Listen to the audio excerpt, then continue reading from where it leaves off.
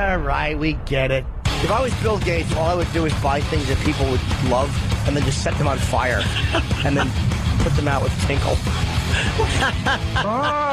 Your friends and family definitely need to call 1-800-INTERVENTION. Screw them. His friends and family. Who do you think he's drinking with? Exactly.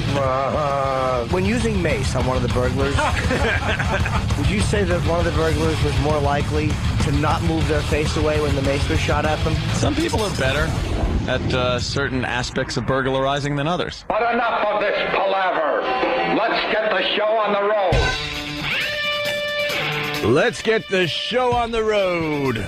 And we're off. Good morning. Welcome to the Opie and Anthony Show. How are you? Oh, great. How was your weekend? Another one of these Monday things, huh? Yeah. Weekend was good. Yeah. Yeah. Hung out. Uh-huh. Didn't do much, though. Just hung around the house. Went to the range for a little bit.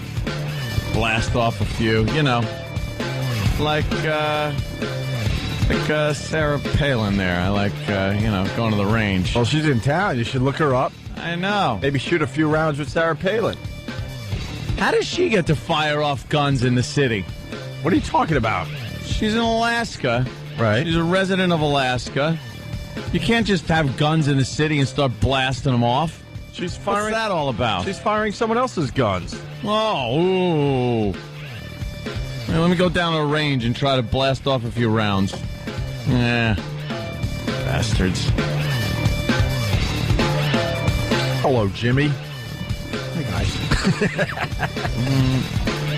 Last night was a very strange night of TV. Yeah. I was showing Anthony some of the strange highlights of what was going on. Oh, the stupid Emmy Awards? Well, we have to take a peek, I guess, just so we're informed for the radio show. But what a bore fest that was. Once again. How'd Ricky do? Ricky Gervais was hilarious. I don't know. Did he end up winning anything? He didn't win? Okay. We don't have to go down the list of winners, do we? That's like who gives a crap radio. 30 Rock won. Here we go. 30 Rock won something. I'm going to guess Desperate Housewives won something. Some made-for-TV movie won for something. What? It was John Adams? Yeah, okay. Paul Giamatti won. And, and like Entourage people won. There you go. There's your Emmy wrap-up. We don't have to do that. I'll tell you this much, and we should get audio. The opening of the Emmys was horrendous. Horrendous. Yeah, I saw clips of it. I don't know what they were going for. I have no idea. They had 4 reality show hosts come out. Ryan Seacrest. Who do you have? Heidi Klum. You had Jeff Probst and Howie Mandel. Right. And Seacrest, there were 5 of them. Oh, 5. And then Bergeron. Yeah. And then it looked like they wanted these guys to just kind of wing it, like they're doing a reality show. Yeah. And they just bombed horribly. Yeah, I don't know. Was it that they? Well, because that's good. Get them out there. Hey, your reality show host, get out there and just do it off the cuff. Yeah. Wing it. Yeah. Ooh. Didn't work out too well. It didn't go anywhere. My girl's like, "Are you getting uncomfortable like I am?" She had to hide her eyes because she gets uncomfortable in situations really like bad. that.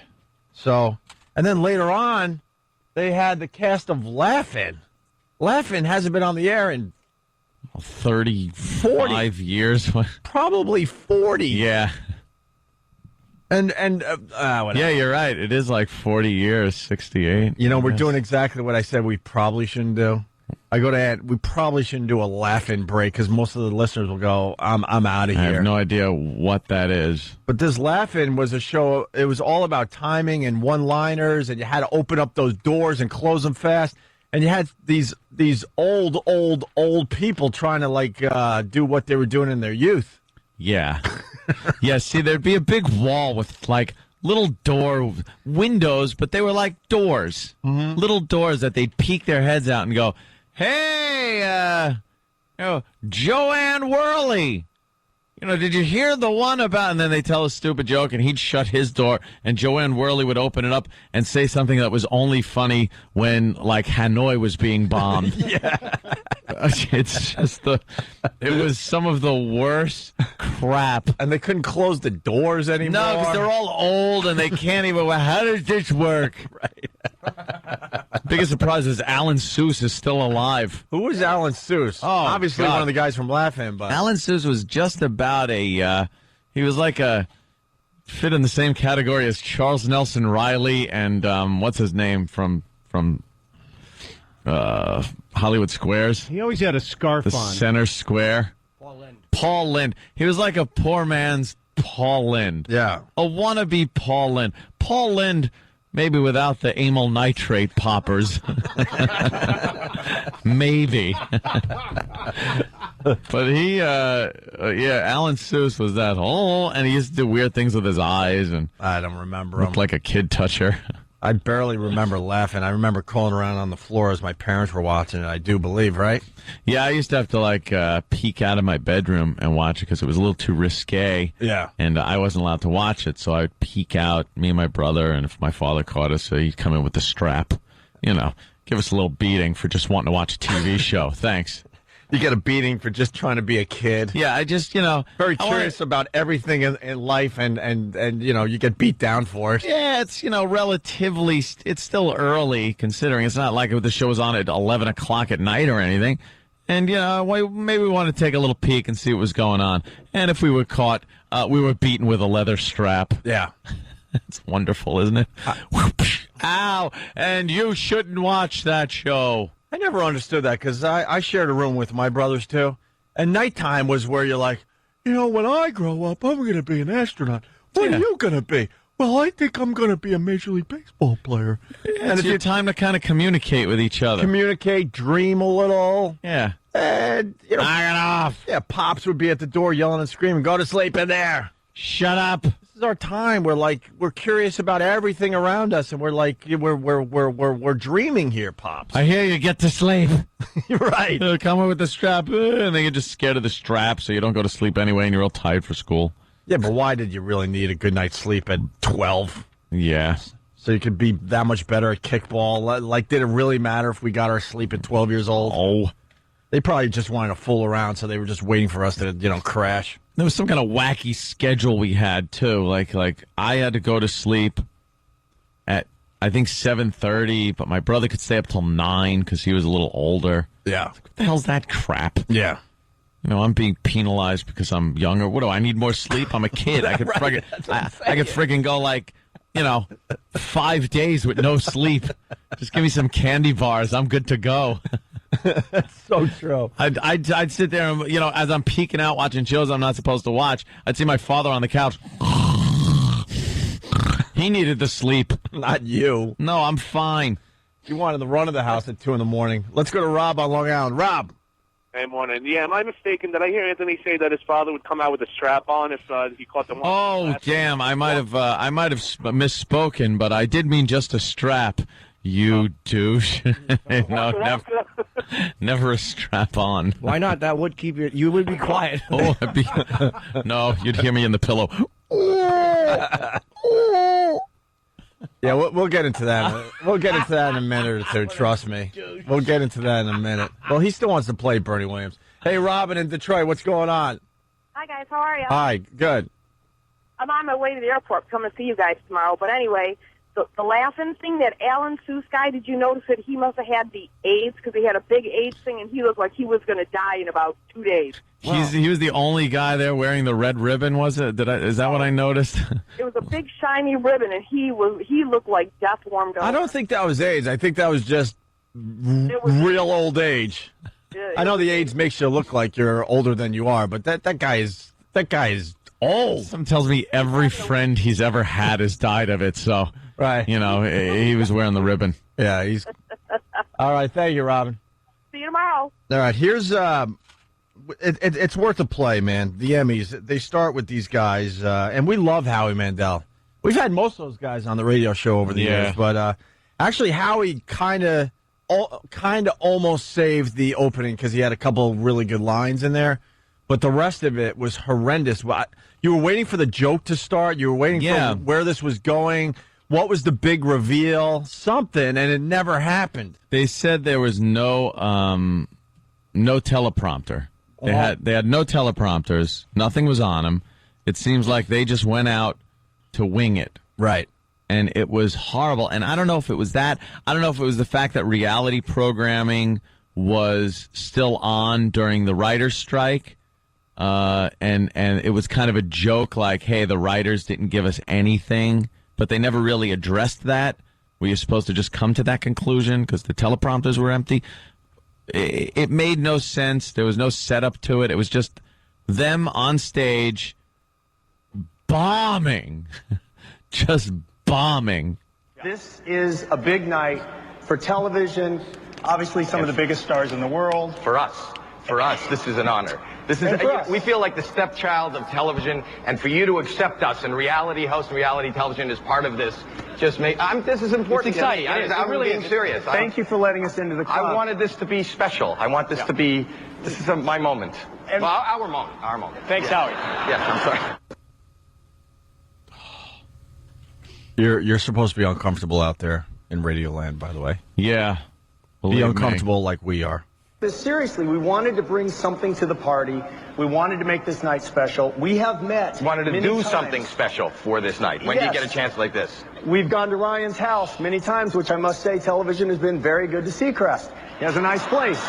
Radio, actually. Yeah. We have met at Jerry's Deli's in Sherman Oaks. Yes, we did. A couple of times. We tried. We did. And we wanted to come up with something special. And as of this moment, right now, no lie, at 2 minutes into the show on Emmy night, we have absolutely nothing for you. And it's not a joke. This is not a bit. This is reality, and who best to offer that to you? As a matter of nothing. There's 1 billion people listening and watching. This is like the opening to the show, and there's like 1 billion people worldwide. And they apparently thought it was this radio show. Hey, when we eat it, at least we're trying to do something. They're eating it in front of 1 billion people worldwide. Yeah. Doing nothing. Hopefully less. Because of the Yankees and the Cowboy games, I'm hoping that the Emmys probably took a nice hit. It had to. Yeah, I bet they did. They had to. And then it continues. We're almost done here. We don't have zero. We have nothing. We are like on Sarah Palin's bridge to nowhere. Yeah. That's where we are right now. That's where we are. I'm serious. This is not a joke. I'm serious. The government can't even bail us out of this. This is like 5 reality hosts. We don't even have a contestant. We have nothing. And is that all you got? Because that's about as good as it's going to get. I told you I have nothing. This is serious. It's not a bit. See how we had 2 great lines there. If it wasn't for that. And by the way, this is just the highlights of the Open. Oh, it went on and on. And then finally they awkwardly left. We do take this seriously. We should host the show. We should welcome people to the show, but Oprah already did that. She did it. Done. So we thought we'd come out and tell you about the 60th anniversary of the Emmys, but Done. she did that. She did that. Oprah did that. So setting the tone? It's been done. So what's left for us to do, Howard? You tell me. What should we do? What is there for us to do? Nothing? Nothing. And what have we prepared? Absolutely. Nothing. Holy mackerel. I think. So to be clear, by doing nothing, we have fulfilled our obligation. So we're good? We're good. Oh, all right. Great. This is your network. You deal with it. Do you think they walked off and went, nah, that went good, man? I think They couldn't have. No. for reality hosts, I think they're out of touch with reality, so they probably thought, yeah, that went well. I'm mad. Really well. I'm mad, just like I was last night when I saw that. Oof. I'm just mad. That's horrific. Howie probably pushed for nothing. He's like, yeah, whatever, because he's a comic, so he's like, yeah, whatever, let's just wing it. Yeah. He knew he'd come off looking okay. Yeah. The Yeah. dummies are like, so will we. Yeah. Well, then Heidi Klum is there. Her whole job is just to kind of like be annoyed and just, stand there. She said nothing. She said nothing, and Bergeron said nothing. Seacrest really said nothing. It was bizarre, man. Absolutely bizarre. All right, we're just getting warmed up. We're doing something a little different today. I don't really. What are we doing, Stunt Brain? I got to read this. Oh, this is very exciting, Opie. Today's show brought to you with limited commercials, thanks to NBC and NBC Premiere Week. That's correct. Yes. And then what do we do? And now what? Well, Sam went out there and interviewed a bunch of stars for the big premiere week this week, and he's got one little special for you every hour. Are we playing that right now? No. Now you have to play the NBC promo stuff. That's the limited commercial interruption stuff. So we just keep talking? No, you go to commercials. But it says limited commercials. They're not as many as there used to be. So, but now we are having commercials. But it's Commercials, limited but they're because limited. See, yeah, this is because they come on what? Who? the NBC thing. Yeah. See, what we're doing is what they did last night. See, we're just winging it. Oh, we'll wing it. Well, we don't get to rip Heidi Klum's tux off. So I wasn't supposed to read this right now? Absolutely you are. So today's show brought to you with limited commercials thanks to NBC and NBC Premiere Week, but now we're going to play commercials. Yeah, but they're limited. How many minutes? Instead of 8, there's going to be 6. Oh, wow, that's really That's limited. 25% Hey, less. that is 25% less. Wow, look what you guys get today. Woohoo! Limited commercials. 877-212-O&A. It's the Opie and Anthony Show. Stay there. You're checking out the Opie and Anthony Show. 877-212-O&A. Let's say hi to Jamie in West Palm Beach, Florida. Jamie, how are you? Hey, boys, what's up? What's I up? just wanted to do a laugh in the Patriots fans' face because you got beat by a 1-15 team last year. So, ha, ha, ha, ha, ha, ha, ha. You got to give the Pats a break this year, man. They're in a tough spot there, Jamie. Yeah, that's it. That's all I got. Punching out. All right. Yeah, the Pats lost to the Dolphins, what, 38-13? Yeah. My God, man. And Dallas beat Green Bay 27-16? America's team, Jimmy. I saw part of the game. It was very enjoyable. Yeah. Yes. Why only part of the game? You're a big Cowboys fan. I'm also a big fan of getting a stretch therapy, which was very good. Oh, I see. It's non-sexual, unfortunately. Completely legit. Bugs me. Wouldn't you want it to be a little sexual? A little stretching, a little sexual? Wonderful. It would be a perfect combination, I know right? there's some areas that are just begging to be stretched, yet they weren't. Stretched, unstretched, stretched, unstretched. Exactly. You can find Repeat. it slapped, dabbed, and left alone. The door's over there. It helps, though. Yeah. Yeah, it really helps. I got a massage over the weekend, and the woman told me, she's like, you have no tension whatsoever anywhere. Wow. None. Well, probably one place, but No, I really don't. That wasn't true. That was a nice way of saying you have no muscle tone whatsoever. You know that, right? Oh, You know that, right? Her thumbs were pressing through and actually touching the sheet below my chest. She's like, you have no body mass. you're a jellyfish. That's good news. Oh, the stupid Mets. Wow, they are just blowing it. I went to a wedding in Scranton, Pennsylvania. My God. Say it ain't so. You did? I was in Scranton, Pennsylvania for 2 effing days, and wow, we have some fans up there. Dumb Fareed and that Citadel. We were on a station up there, and it was doing very well because a lot of people recognizing, myself while I was up there and saying, what happened? And I'm like, well, why don't you call Fareed? Because he seems to know what he's doing in the radio world. But besides that, had to hang out with a lot of Philly people, and, man, they were just killing me. Yeah. Killing me. Mets lost. Now they're a game and a half behind the Phillies. Game and a half back. Didn't we have like a 3-game lead a week ago? They just week and a can't half hold ago? on to it.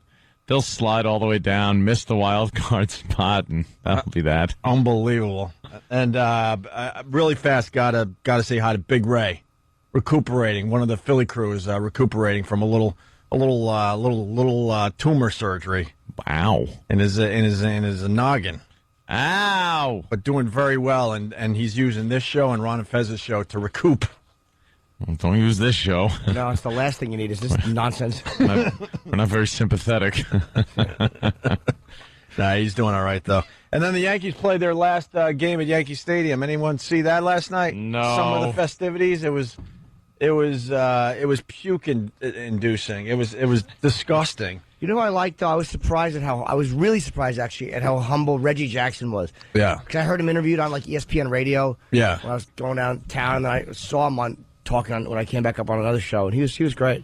But I watched a little bit of it. Oh, I was waiting for you to go real humble and then say something he said that was not humble at all. No, he was, though. He was? Okay. I know. I usually would have used a little misdirection there, but I yes. actually was just telling the truth, which is always fun to do on a comedy show. Well, he's bore everyone with. You know, Jimmy, he's humble because time's getting the best of him. People don't really know Reggie like they used to know Reggie, the younger kids and stuff. I was reading an article in the paper, and he was saying something like, you know, you tell everyone that you saw Reggie, you know, the guy that hit 3 homers in that World Series game, you know, Mr. October. Because I don't think, you know, time takes care of all that. Eventually, you know, they don't remember as much, and that's where you start getting humble, you know. Travis was saying that Travis wrote an email last night, so I quickly turned on the Yankee game. They were doing some weird crap, man. They introduced the starting lineup of the first game ever played at Yankee Stadium. Mm-hmm. The problem is... Yeah, there's a big problem. They're all dead. They're all long dead. Not only are they dead, their kids are dead. Their kids' kids are dead.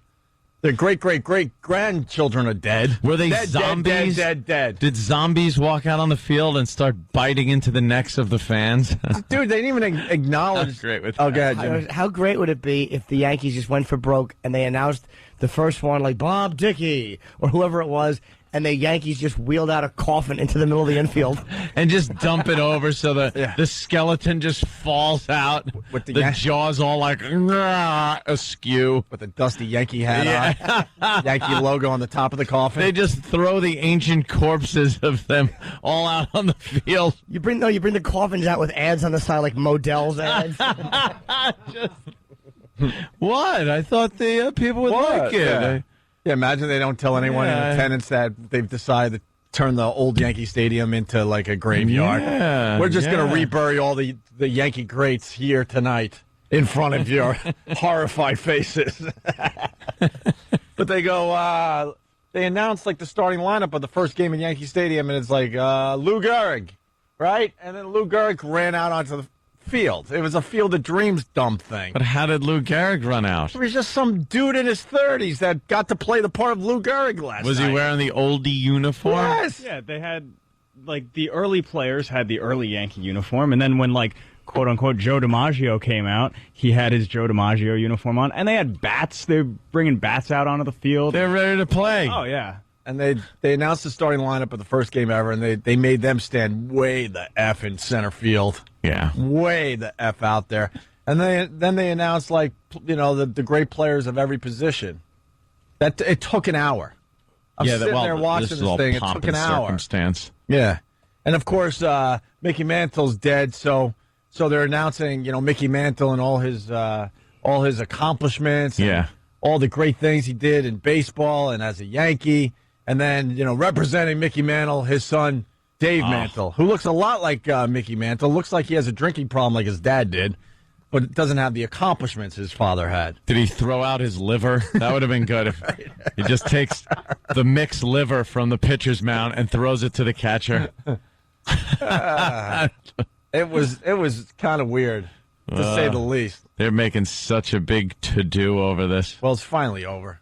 The only good thing was they obviously made it so that Bernie Williams would be the last person introduced. Mm-hmm. And even though I hate the Yankees, that's kind of cool because he hasn't gone back to the stadium since they refused to re-sign him. Right. So just the fact that, you know, he was cool enough to actually go on the last day. Well, how did like Joe Torre not get the invite? I know, you know, he's there with the Dodgers and everything. I'm sure he was invited. Wouldn't that be Mattingly wasn't there? Even though it's like his first season with the Dodgers. They should have brought him back. He was such an important part of the Yankees for so many years and so many of those championships. You'd think he would have been there just as not as a, hey, you know, I don't like being with the Dodgers, but just kind of a, you know, he's part of a big part of what the Yankees were. He's probably working. He probably couldn't have Mattingly. What? Mm-hmm. I think in the end, you know, the Yankee thing wasn't a big deal to him. Maybe that's it. That's what I got to think. They should at least send his prostate. His brother Frank, we had to hear about for 10 years. All right. Enough about Frank. Wave it, everyone. We get it. It was, I don't know. It seemed like the fans were really enjoying it. There was a lot of tears in the stands and a lot of picture taking, and it was, I guess it was interesting to watch for the... It was a giant waste of time. You really thought so? Yeah, I watched every minute of it, and I didn't go to sleep till midnight. And I could have gone to bed at 11 if they didn't have that. Why would you watch the actual? Early. Why would you watch the actual game? Just because it's the last game at I'm an Yankee Oriole Stadium? fan, and I was hoping that they beat them. Did I miss the Thurman Munson Corey Lytle commemorative midair crash? That would have been good over the stadium. Well, Travis Barker took care of that over the weekend. Oof. What's up with these private jets Yikes. going down, man? The thing blew a tire on the runway. But that's the crashes that are happening in America. It's the private jets going down, not commercial airlines. Well, knock wood there. Of course, knock wood. You had a stat a couple weeks ago saying we went a year without any major problems or something like that. Yeah, it was a year without a major airline crash. But these private jets, they go down all the effing time. I think a lot of people are using them a lot more these days for travel instead of commercial. And I don't know. Hey, I'm all for equal opportunity for people. I'll tell you that. Boy. Let me just tell you. That means you don't like some broad out I'm there. all for equal opportunity What for broad everybody. don't you like? But I know when I'm sitting in my aircraft waiting to go somewhere Yep. and the pilot steps on and does not have a penis, I feel a little... I don't feel as good about it. I know a lot of the pilots... especially some of the older codgers, they've been in combat. They've been, they're all fighter pilots. Well, they've been, in one of the Gulf Wars, something like that. Well, yeah, and that's what they do when they get out. They go into the commercial industry. A lot of Vietnam vets. Yeah, right? they're getting a little old, but the Gulf guys. All right, you go with the Gulf guys. The sure. Gulf guys. So I see in the paper it was her name was Sarah, I guess was Sarah was the pilot in this Learjet, and not that it was her fault. I'm just saying, like apparently the front tire blew out. They were doing about 97 miles an hour on takeoff, and boy, that's probably the worst time you could have a blowout. Just didn't have enough speed, too much speed to stop. Not enough to take off with, and it crashes. Yeah. But, I get, I don't know. There's some people, when I see them get in that cockpit, I get the heebie-jeebies. There's people of certain, and call me ignorant, call me stupid, I don't care. But there's certain people of certain ethnic backgrounds that stereotypically can't drive, let's say. I don't like seeing that in the cockpit. It's a cockpit, for God's sake. It says it right in the name. But what was she supposed to do? What? Very good. Sorry. I don't know. I barreled right along. Goose that thing. As you were setting up a fine line. Yeah. But, well, if the tire's blowing, you think a male pilot would have figured it out? Oh, figure that out. He's flipping. He knows. His tire's been shot out before. Yeah. All right. You Iraqi, I'm still taking off. You think he just yells, I was hoping something like this would happen. Thank God, some excitement for once. I've been... And he takes off, I've been barely bored clears with the the trees. regular takeoffs. Yeah. They, ran off the runway, hit an embankment on a highway. Oof. Yeah, like that Concorde plane. And that tire blew. They handle that well. Ouch. That's stupid French. You just look up, it's 100 feet above you on fire. Yeah. That's not good. Never good. Well, what about this Travis Barker and this DJ AM, though, man? You heard what happened? The only reason they survived was because they were thrown from this thing. Yeah. On fire. Ow. Did they go into a tuck and roll? Because then they... I heard they started taking their burning clothes off. Well, after they were thrown from the burning wreckage when it crashed, then they're running, taking their clothes off, like Ann said. Yeah. And running away from the wreckage and survived this thing. That's unbelievable. I think your hair is smoking. You're at the desk going, I need a connecting flight now. You owe me. Just imagine that the first thing before any medical attention, you go to the desk and just start making a stink. I have to get somewhere. The one guy got burned. The DJ got burned on the scalp and somewhere else. And then Barker got burned on the chest, the torso, and lower part of his bottom. Just amazing stuff. So, hey, we got to bring Sam in here. We're doing something special today. Hey. What are we doing, Sam? I still don't understand this. Well, I was at the NBC premiere party on Thursday. Oh, how was that? It was great. Yeah? Yeah, they set up for all the different radio stations. There was a big picture of Steve Dahl, and then Steve Dahl was there. And then a big picture of the Junkies, and then the Junkies were there. And then there was a big picture of Opie and Anthony, and I was there. Yeah, of course. Yeah. We couldn't be bothered with that. Well, it was a fun time. I mean, you should have come. NBC knows how to treat people, you know what I'm saying? You mean the hosts of the radio shows were all there except for us? Right. Adam Carolla was inside doing his show, all the CBS people. Anyone surprised we're the only ones that didn't show up? Because we hate being with other radio shows, except for Ron and Fez, obviously. It's not very much fun. We've done quite a few of those little things. Yeah, so we sent Sam out there, who's more than capable of doing the heavy lifting as far as this goes. Yeah. And I got to talk to some of the stars of NBC's hit shows that are going to be premiering this week. Which was exciting. Yeah. And basically, it's not that we're obligated to, it's that I think we should cover maybe like one show per hour or something like that. All right. Well, you got a couple clips, some quick clips of some of the people you were interviewing from the NBC premiere party. Who do you want to do this hour? Well, The Office is a big show. Let's talk about The Office. Well, that's true. Big show. Yeah. Love The Office. Me too. I'm just waiting for season 3, man. Ricky Gervais. No. What? No, The Office. It's season 5. Season 5? Starts this week on NBC. Oh, Steve Carell? Steve Carell. Oh, the American one. See, we're fans of the American other one. Yeah, me too. No, American one. I like that Ricky Gervais. No, that's He good makes you too. very uncomfortable. He's a very uncomfortable man. Yeah, and the NBC one's also great, which premieres this week. Season 5. That's right great. after My Name is Earl. All right. Another good show. Oh, yes. Sure. And who did you talk to? Well, I first got to talk to Stanley and Phyllis from The Office, and I... Stanley's like the bald-headed dude, right? Yeah, he's See, I know a little bit. And Phyllis is the ugly broad with the glasses. Okay. Right? She's a nice woman. She's ugly, though, right? She's not like, a model. But she's a bit, I guess, larger than other actresses. Would you call them the stars of the show? Yeah, Stanley and Phyllis. Wow, they really... I was thinking maybe Steve Carell. Look, we start low and then we go high, right? Who's the other guy? Rainn Wilson? Or whatever his name Yeah. is? See, I know a little bit about The Office. Like Did you get to talk to Rainn Wilson? Rainn Wilson, no. Dwight, he's my favorite Yeah, favorite Dwight's character. a great character. He's hilarious. He's one of those elements that makes the show special. So they pulled out all the stops. All right, so what track is the Rainn Wilson interview? No, not Rainn Wilson. I said Stanley and Phyllis. All right, how about... Was it a choice between them and one of the unnamed warehouse black guys? No. Stanley and Phyllis are big stars. They've been on every episode, 5 seasons. You know what? Big laughs. Patrice was on The Office. You could have went to Jersey City and you didn't have to go to L.A. Yeah. No. He would have gave me an exclusive interview about The Office. He's been on The Office. All right, why don't we go right to the meat and potatoes? Let's do the Steve Carell track. Which one No, is that? there's no Steve Carell track. What? No, Steve Carell wasn't there. Jenna Fisher was there. She's a big star. She was in Walk Hard. It's a big movie. That was Yeah. terrific. Yeah, it was good. She's going to be on season 5 of The Office. So we got Stanley and Phyllis. Yeah.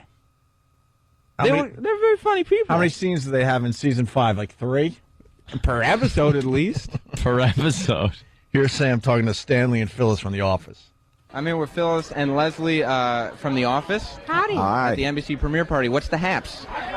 Well, what's happening? We're going into season 5. We've got 8 Emmy nominations. We premiere next Thursday. What else is going on with us, Phyllis? We're just having a Good time, of course. Oh, good time. Thank God. Can I tell you, you might be the 2 funniest characters on the show. Might be. Liar! No, I What like is wrong with you? Stanley and Phyllis. I was trying to do some hardball interviews out there in L.A. But they're the 2 of the funniest characters? They're very funny. That They're show very... is stacked with funny people. That's what I'm saying. So many funny people. A 5th season premiering this Thursday. Why would you say they're the funniest characters, though, there? Because, I mean, Stanley's expressions, plus since he's the representative black guy on the show, there's all the racism angles going on with him and Michael. Very funny stuff. Oh, he's the black bald guy? Yeah. Oh, I thought he was the white bald guy. No. I swear to God. No. That's what I thought, too. I thought it was the big kind of soft-spoken, No. fat, white guy. And I was like, he sounds black when he's not on the show. Well, he is black. Oh. His real name is Leslie. Leslie, all right. Let's continue with this exclusive interview from Sam. I consider You say that to everybody. No, you can ask this engineer guy. I didn't say it to anyone else here. I consider you, both of you, the unsung heroes of the office. Unsung heroes? Unsung heroes? Dummy. It's sung. I have a weird accent. Thank we you. love you. Thank Love you, love you. Yes, the subtleties are what it's all about. That's us. We're subtle. Yes. Listen to this We used to think it was mute, but now we call it awful banter. This is why It's just horrible Everyone's banter. laughing and having a ball. Three friends having a drink somewhere. Well, this is what it was. It wasn't a media event. It was a party. Yeah, you guys are all having fake fun, just What do making you- believe you're all having a good time. Yeah. but Yeah. no one wants to be there. We're all excited about the 1 hour special of The Office that's coming up this Thursday night. I don't want NBC to be confused here. I love The Office. Yes. I just don't love course. doing these junkets, and that's why we sent you. I love the junket. So they're called junkets. You can take the audio and junk it. Aunt and I used to do this back in the day. We were go-getters, and then you realize, wow, these people have nothing to say. Yep. No, what are you talking Oh, about? I'm so excited. Oh, we won another Emmy. But did you hear- Season 5 has surprises. Having a good time. Having a good time. Yeah, Having a this great is time. great. This is a great time. No, they can't wait to go have lunch. Everybody was having fun. And Can't wait to go get some martinis. Stanley was like, oh, you call it subtleties. I thought it was mute. Because he's saying... Right. Yeah, Exactly. Yeah. I got it. Well, the great interview with Stanley continues here. And Phyllis. Sam continues gushing about how great Stanley is about keeping a straight face. Yeah. Because that's what he does on The Office. Yeah, he delivers those dry lines with a straight face, and they're all so funny. How many lines does he get a year? 5? A year? 6? It's per episode. He's a big player on the show. Yeah, you see him in the background a lot. Yeah. You're right. You see him in those scenes where, You're right. like Steve Carell Right. is doing something funny. He'll be in the background. He had a whole episode last season where he almost quit. You know what he is? He's like one of the sweat hogs in Welcome Back, Kotter that were in the back of the classroom. He's in the opening credits and everything. Yeah, I think Anthony's onto something. Remember Happy Days? They'd have to fill up those booths. with people. At Arnold's. At Arnold's, you One fill of up those the guys. booths. You know, Nobody had Dunder Yeah. Mifflin as filler. they're and they're clueless that a whole play is being acted out in front of them. They're just eating their Yeah. hamburgers and French fries. Yeah, everyone else is talking really loud, Right. but you can't hear them. No. They do one-on-ones with Stanley and Phyllis. All right, let's Do they? Storylines just for them. I'm sure you're really going to get into the important questions with Stanley from The Office here. The hardest part of our job is to keep a And straight Phyllis. face. Yeah. And believe me, some Can you days rewind that it's up? 'Cause really That's hard. really insightful. I don't want to gloss Yeah. over that. No, no. She really let us in on a little something. I'm unmasking Phyllis. Yeah, this was great. Masking. The hardest part of our job is to keep a straight face. Yeah. And believe me, some days it's really hard. Yeah. But what about the other days, Phyllis? It's really hard to keep a straight face. Of course, you're all laughing. Oh, good gravy. Some days it's really hard. You guys think she'll be able to keep a straight face on Thursday when it premieres? Hopefully, his Rampage is drilling his fist into it. Okay. the UFC tie-in. Really hard. Yeah. And Great some job. days we don't keep straight faces. We fall out in the floor. Yeah. I've often wondered, Stanley always has a straight face because he's very bored. Not always. Usually, when you see the edited version, Yeah. Stanley has a straight face, but most of the time, Stanley is Come on. grinning and laughing, and I have to turn my personality off. I do wonder how you can Like pull you did that for off. this interview? Straight face. How could you not keep a straight face? Yeah. Unless it's, what's not a straight face? Our face is contorted with sleep. Boo. Personality off. I do wonder how you can pull that off, just the straight face. Low some of the fiber lines. diet. I see. Yeah. Okay, well, that makes sense. What? No, it doesn't. 8 actors. How does that make sense, Sam? Well- He said, you said, I always wonder how you keep a straight face. And he said, low fiber diet. And you went, oh, that makes sense. How did it make sense, Sam? Comment? Well, I didn't necessarily think it all the way through. I thought we were just kind of going back and forth with some jokes. So that was like a sympathy comment for a really bad, unfunny line. No, it was like, yeah, I get it. Are you trying to tell us that you were starstruck because you were looking at Stanley from The Office? Stanley? How many? Do you guys have pictures with Stanley? And Phyllis? No, I I have a picture with Steve Carell, to be honest with you. Well, not all of us have that. And, I'll wait and until with it's Ricky on. Gervais. So, I'll wait you till know. it's on TV. Yeah. Get near my TV and have someone take a picture of me and the TV. Yeah. Well, he's on it a lot. He's one of the big stars of The Office. You can do it on Thursday. Yeah. I bet not. Lucky us, we have this instead of commercials today. Less commercials so we can do this. So Yeah. that's good news. I don't want it to be confused out there, though. We love The Office on NBC. Oh, yeah. The NBC fall lineup is huge this year. It's I bet that network, number one. We love Easy. We love Yeah. Sam's What's the Haps? Yeah. But this is a recipe for disaster. This should be What's the Saps, and it's every guest. No. Hey, Sam talks to Jenna Fisher and Angela Kinsey. Those are both big from The stars Office, from who The interviews Office. themselves. Then Sam forgets his question and awkwardly doesn't want to eat a snack. So Jenna Fisher is the broad behind the reception desk. She plays Pam. Pam. And who's Angela Kinsey? She plays Angela. Is she the blonde? Yes. Oh, she's another nobody. No, she's not a nobody. She had the whole thing with Dwight. She's involved in a love triangle now. She was seeing Dwight for a while, right? I remember that. Then she proposed to the other guy, but then at the end of the season, she was making out with Dwight, so we got a cliffhanger involving Angela. Yeah. I can't wait to find out what's happening with her on Thursday. She's pretty ugly in person, too. No, she's not. So the junkets are basically all the people that like Leno won't take or Letterman. Exactly. Or Craig Ferguson. So they got to Right. get them pressed somehow. So the radio scum, Yeah. they throw the ones that they can't get on the quote-unquote legitimate shows. And I've Right. done a bunch of these, man. Oh, boy. A bunch of morning zoos just lined up. And you hear, hey, you know who's going to be there? And then they give you a couple of big celebrity names, and then when you get there, they're not there. No. They're never there. Christian Slater was.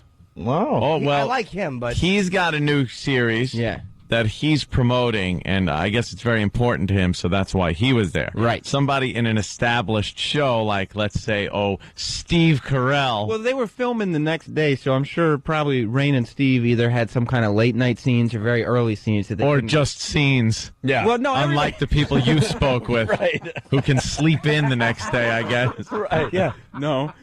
3 p.m. call times. Yeah, as you're talking to Stanley and Phyllis, the rest of the cast of The Office is actually filming an episode. Right. You know, and then they just added these losers in the background.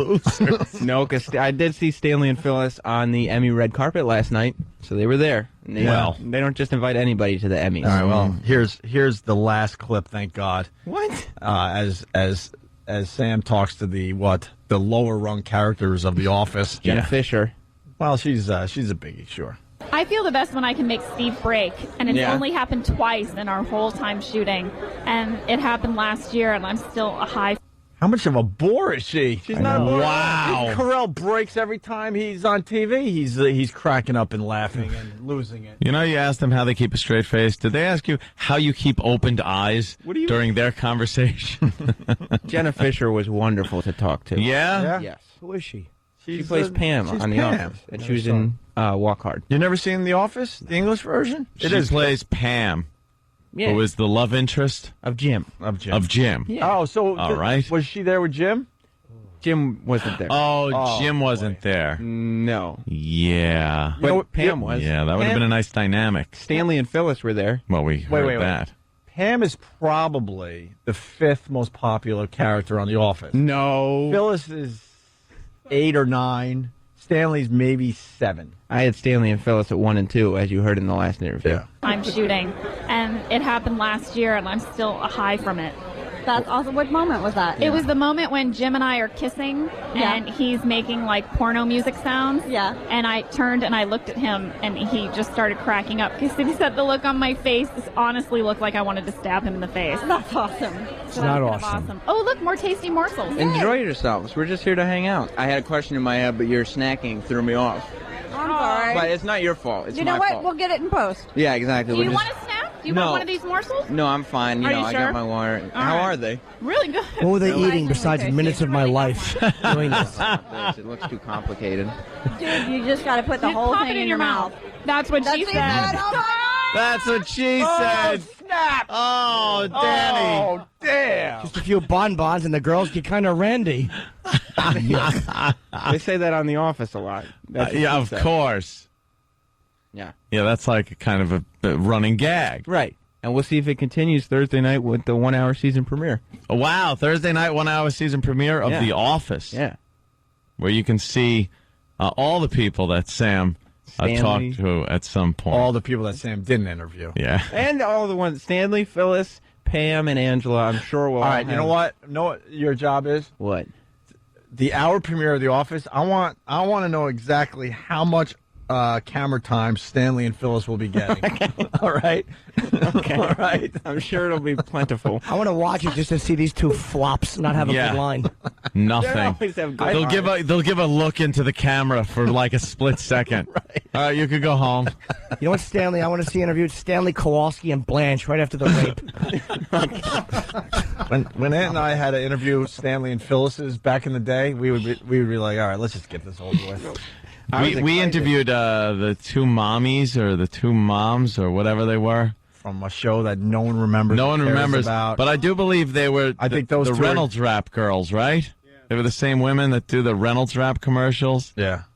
And now they're hooking on Sunset Boulevard because times are tough. and Sam, these interviews are bringing me right back. Yeah. I gotta be honest. It was a good, exciting, fun time. For who? For me. For the people that didn't go. Okay. And isn't it nice to be young and eager? Oh, I know. And full of motivation. Oh, and with an afro. I remember those days. I remember being just like you. It's cute. Yeah. Talking about It's cute. Yeah. What was your opening line to Christian Slater? Did you go, so no one's heard from you since True Romance. What's the haps? What's the haps? What's the haps? Actually, this new show he's doing has a lot of buzz, so that would have been inaccurate. Yeah. All right. Well, the last people you just talked to, I hope this gets better because that was What's the Craps. I think it wasn't quite up to par. I don't know about that. Well, that's not your fault. No fault of yours, Sam. Yeah, I don't think I'm Sam a big Sam fan. I don't think Sam should get the abuse. He's doing No. his job. He was just talking He to can't help it. dullards. They're throwing crap at him. No. Here's crap. Stars. Sculpt something nice out of it. Yeah. Call it What's the Taps, because that's the music that I'll be playing. Yeah. That's what we're gonna do. What's the next interview later on in the show? I figure later on we can. How many of these do we have to do? God help us. Well, I think we should do like 3. You know, Yeah. we don't have to. It's just. Oh, what do you mean? It's just banter. This is great In-show stuff. banter. Well, which one are we gonna do next? The Biggest Loser. My name is Yeah. Earl. We'll do Biggest Loser. All right, we'll do that later next hour. Thank you, Sam. My pleasure. I hope you enjoyed L.A. Ugh. Opie and Anthony.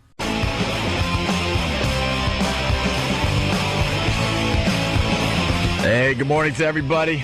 I say let him think he sucks. What happened? I say let him think he sucks. Yeah. Well, Sam's interview. The lines are coming in. They're hilarious. Oh, really? Scott from Hop Hog has a great line. Where's that instant feedback? Give that to me real fast there, Stump Brain. I was going to save it, but Scott from Hop Hog writes, is this Sam's new bit? What's the point? That's a good one. What's the point? I actually can't wait to do another segment with Sam today. That's all I want to do today is go over I know. his awful interviews. Awful. His interviewing style is good. The problem Certainly is is. he had to interview zeros. Where's the leads? Right. I'm going to call it. Eighth ranked players. Yeah. And this has always been my argument because they wanted to fly us out to L.A. and do the whole thing. And I did a little research. I'm like, all right, so we're going to talk to Steve Carell and Rainn Wilson from The Office. Well, not exactly. And I'm like, well, if it's not important enough for the stars of the show to be there, then why the F should the stars of our radio show be there? Why don't we have the zeros from our show interview the zeros from these big NBC shows? That's what they wanted to do. Send the zeros. Us. Hey, there was another great line that we missed. We were talking about the last game at Yankee Stadium last night, and they brought out the original lineup of the first game. I'm not the original. They announced the first lineup of the first game. Does that make sense? Yes. At Yankee Stadium. I'm sorry. I'm all over the place. And they had like stand-ins Thank you. walk out. Yes. And dressed as those Yankees. And yeah. the line was, did E-Rock get the call to play Babe Ruth? Oh, Hoagie boy! That's good. God, the listeners are the best. 877-212-0-A. Also, By the way, how funny was it when stupid Willie Randolph slid in a second and hurt himself?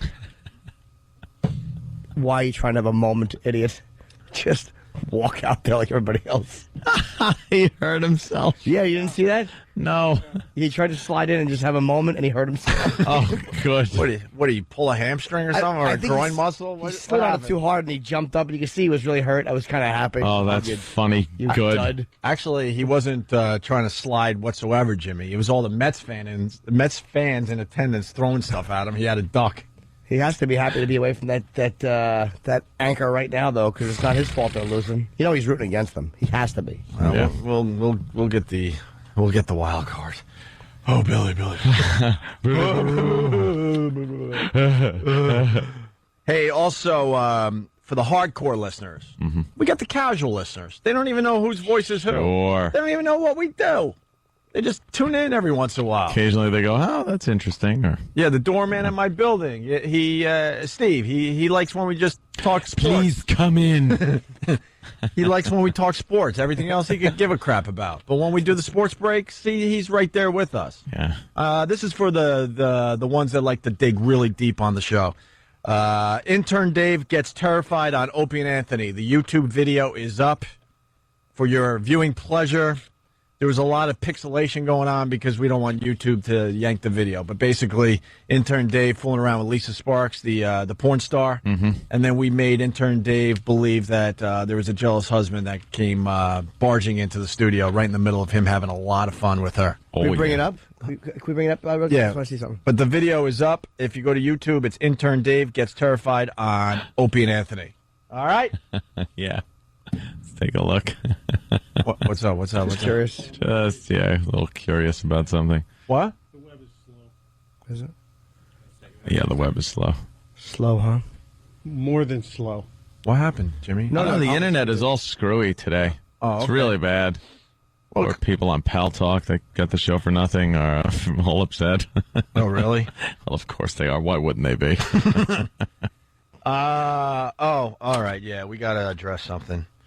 Anthony decided to spill his guts on the great Ron and Fez radio show. Ron and Fez show. For some reason, when Noon I- to 3 on XM, by the way. Yeah, Friday. We got done with the show Friday.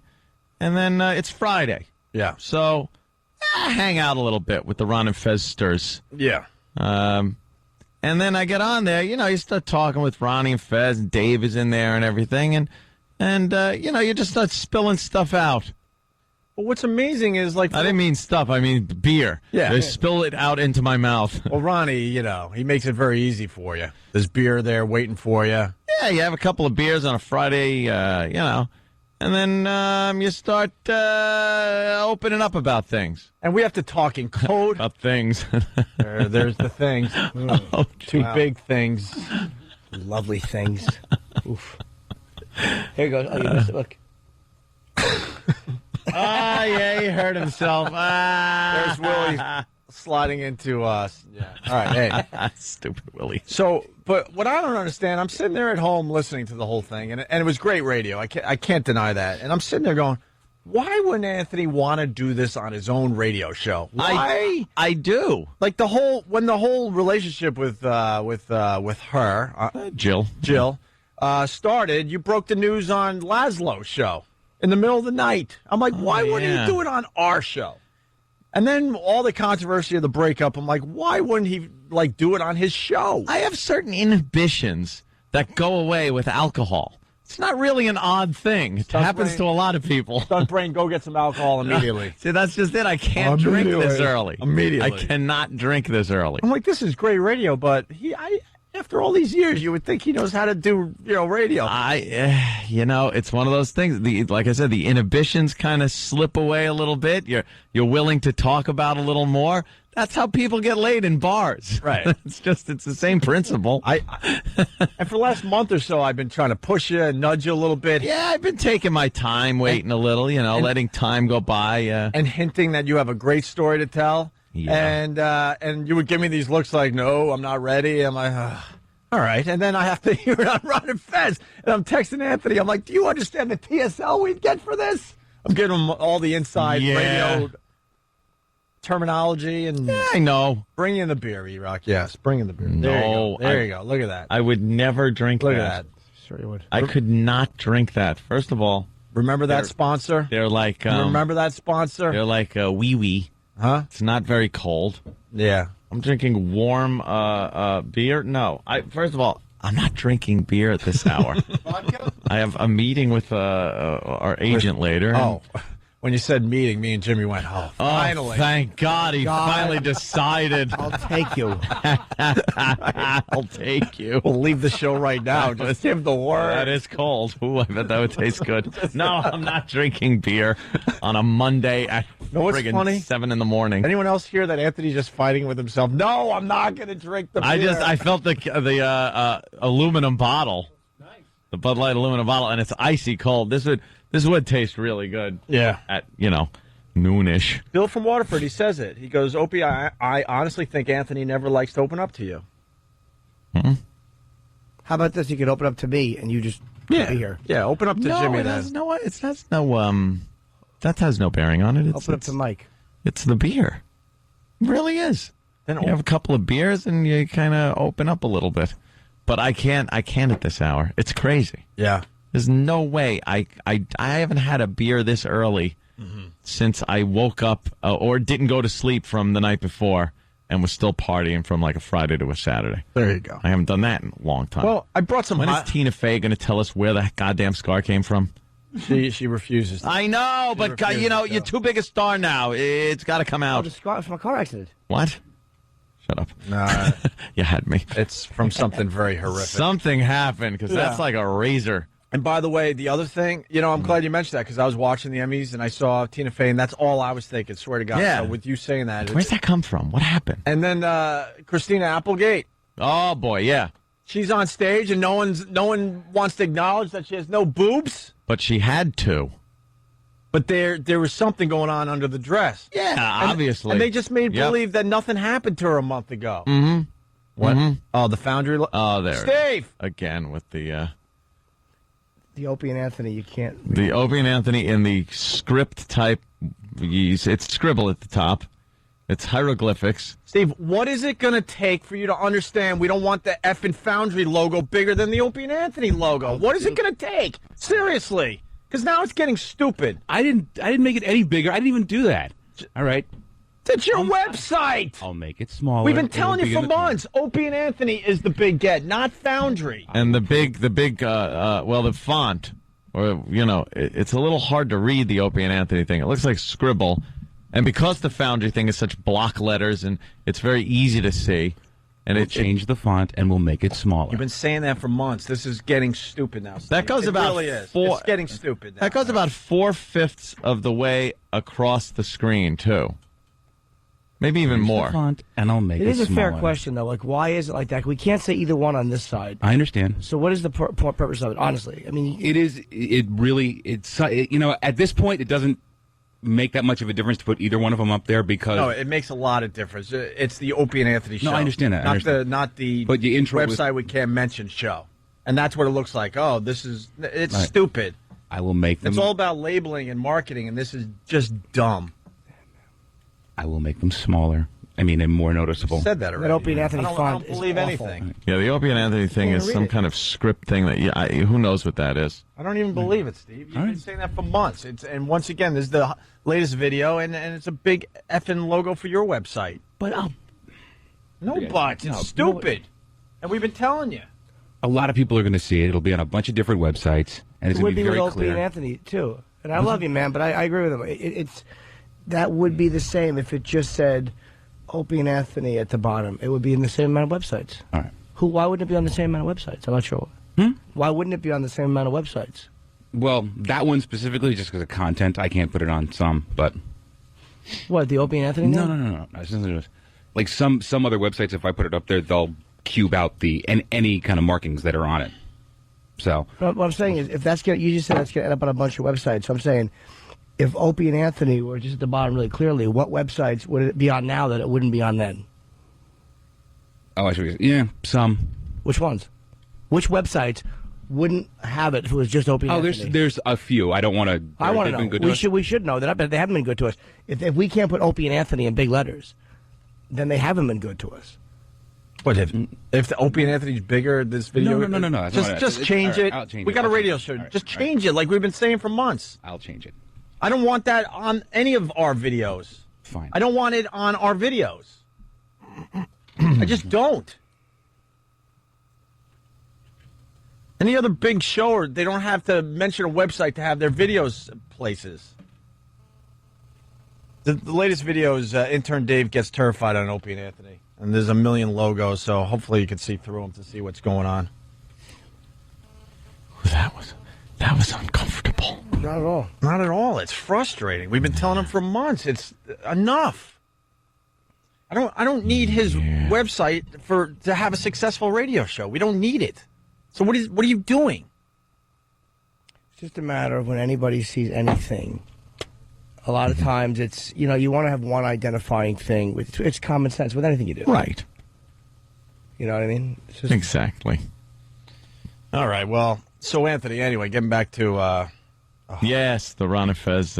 Right. You went on Ron and Fez and you just spilled your guts, and it was great radio. It really was. Yeah, well, it always starts out as something else. You get brought in, you start talking about things, and then it just kind of all of a sudden you're like, you know what, I'm feeling oozes comfortable. into that. This is the perfect situation. And Ronnie's a genius, so he knows, what to say and what buttons to push. Mm-hmm.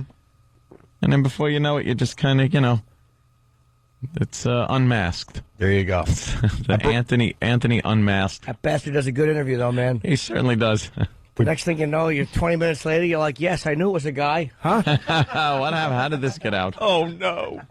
So we got some clips of Anthony on Ron and Fez just spilling his guts. It starts with this one, Danny. You're with me here? All right, here we go. I was probably a bad guy. Not probably. I was a bad guy. Right. In that, if that was a relationship type thing that had been going on for a while, it was a few months. But if it was going on for a while, I'd been a really bad guy. But, obviously I wasn't being honest and forthright. The real clue to not being honest and forthright is a girl in your closet. Right. When you're supposed to be. Wait a minute. Whoa. Yeah. Can you pause that? That was a girl? You told us it was a burglar. Wait a minute. Oh, dude, that changes everything. Okay. Thank you. Wow. That was good. Uh-oh. That might cause a problem. Yeah. See, that was what did it. When I heard, there's no bigger horror than on your locked double bedroom doors, you hear, open the door. And there's the girl you've been seeing for a while. Yeah. On the other side, and you look to your left, and you know, you're not quite alone. How do you deal with that one? So this is what we've been trying to get out of you for probably a month. This went down in August. A little longer than a month, I guess. Yeah. Okay. Yeah. And of course this is describing the breakup of Anthony. Oh yes. He's in bed with another girl. Jill's knocking at his bedroom door. Yeah, that was pretty precarious. And then it's like, because I said I didn't want that scene. I didn't want the scene of the girlfriend walking in, and there you are in bed. Because it reminds me of every bad movie, soap opera. Oh my God! And then you're defenseless because you're nude. So like I had to do something. So I couldn't just open the door. So I was just like, what? Like I was tired and hungover from the night before. So I'm like, what? Wait, hold on. Yeah, I'll get this. In the meantime, it's like, all right. Oh, hell, what do I do? Were you panicking? Yeah, panicky Pete. First thing, all right, get dressed. Because you never want to be fight as a naked guy, fight guy. And then, of course, the young lady also, her clothes were in the closet. It wasn't so much a hide in the closet thing, because I knew the jig was up. That was it. And no, I wasn't sleeping with somebody. Wow. No, I know. It was get into the closet. She decided to get in and get dressed. That's what the clothes were. Jill had her suspicions, obviously, because didn't she go home for the night, and now she's coming back nice and early in the morning? Yeah. She must have had some kind of suspicion. Well, yes. That she wanted to check on. There were suspicions. There were things. She had taken my Escalade. After that. That was after the whole shenanigans happened. But she showed up and knocked on the door. I opened it. She walked around the room a little bit, opened up the other closet. Yeah, there was no one in there. You know. And then I thought I was in the clear for a second. I actually thought to myself, oh, good. Just one closet. This is Ant continuing on Ron and Fez. So she voluntarily went in the closet. Mm-hmm. I have two of these big walk-in closets in the bedroom. One is supposed to be for the girl, one's for the guy. And she went into mine where the clothes were. Of course, the girlfriend at the time, she opens the door of the girl's closet. There's no one in there. I'm not crazy. I'm not stashing them all away in closets. So that one's empty. And then she didn't go for the other door. So I thought for a second, I'm like, oh, I'm good. She's not going for that closet. So she continued, talking a little and getting mad and everything and what's going on in here kind of a thing. And whose bra is this thing? Right. But I have an excuse for everything. But you didn't as think far you'd as that start goes. walking down the hall? No, because I didn't want to. I didn't want to make it obvious that I was trying to get out of the bedroom. Right. That would have been a good move, though. Yeah. To leave the bedroom area. But then then I saw her heading toward the other closet, and I just went, okay, this is it. The jig's up. Right when I saw that the hand hit the knob, it was all slow motion. No! And it opened, and I just saw her face. She went like, oh!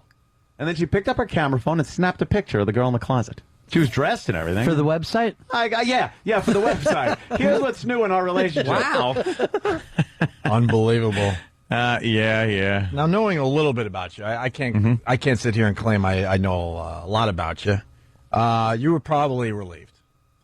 It was kind of, now I don't have to think so much about what I'm going to say next. Right. You weren't hoping to save the relationship with Jill. You knew you wanted to move on from that. No, it's just very hard to actually... You just didn't want to end it the way most people do, by saying it's over or, right. Giving them a phone call. You know what the other problem is? My stupid family. Oh, God. Yeez. Because they, she's fantastic, Ro. We all said it, though. I know. And we I'm said not, it. We did it to you as well. Everyone, everyone likes her and everything. And, that's fine. I'm not saying anything like that. I'm just saying, You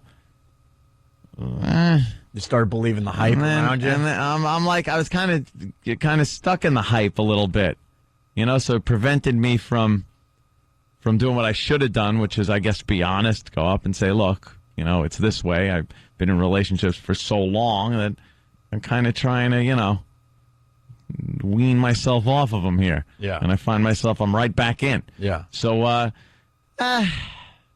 instead of doing that, I decided to go the other route, which is, oh my God, what's this girl in the closet? I'm one extreme or the other, I guess. You didn't want to be in that situation, but you're also relieved you were in that situation. Yeah, there was an element of weight being lifted off my shoulders. Right. Yeah. All right.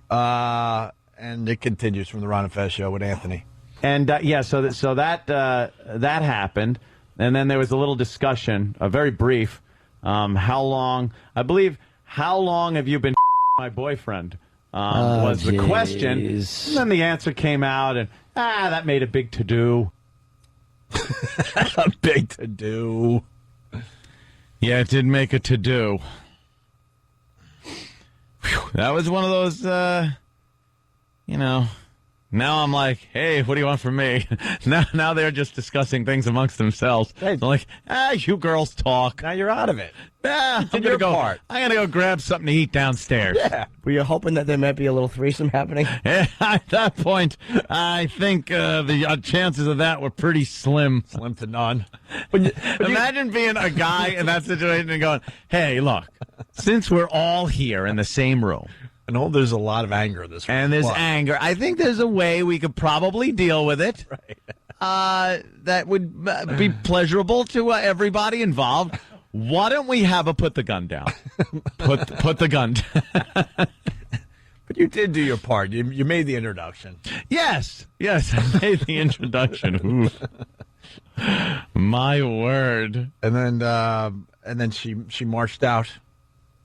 Then there was there was a walk downstairs, and then of course Did you chase her? Danny and Marissa were asleep on the couch. Yeah. Asleep. They weren't asleep. Danny was up, going in his head, oh boy, this ain't good. You could have given me a heads up, you son of a bitch. She was right at my door knocking. You could have been like, Anthony. It was much too late for that. Text me. There was no way I would have beaten her. Something. Or how about feigning an illness downstairs? Oh! I figured I could just stay on that couch, and as long as I had my eyes shut, everything was just going to go away, and I'd be fine. You needed an escape. You need like an escape ladder, like a rope ladder. Yes, that was brought up. Oh, it was? Yeah. Okay, because you go down the ladder, then go in the back door, make believe you're sleeping in another part of this huge house. Of yours. I'm all bent up. I slept in a chair. Sucks. So did Danny you follow her on the downstairs? couch. No, it didn't get downstairs yet. Let's see. Yeah. Okay, walked downstairs, followed her downstairs.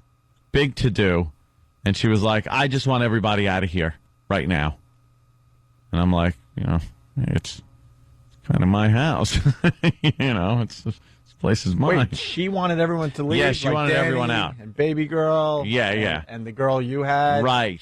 Everyone out so we could, talk kind of a thing.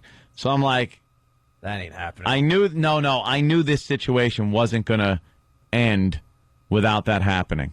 It was just going to continue and probably escalate, because now she's accusing, Danny and baby girl of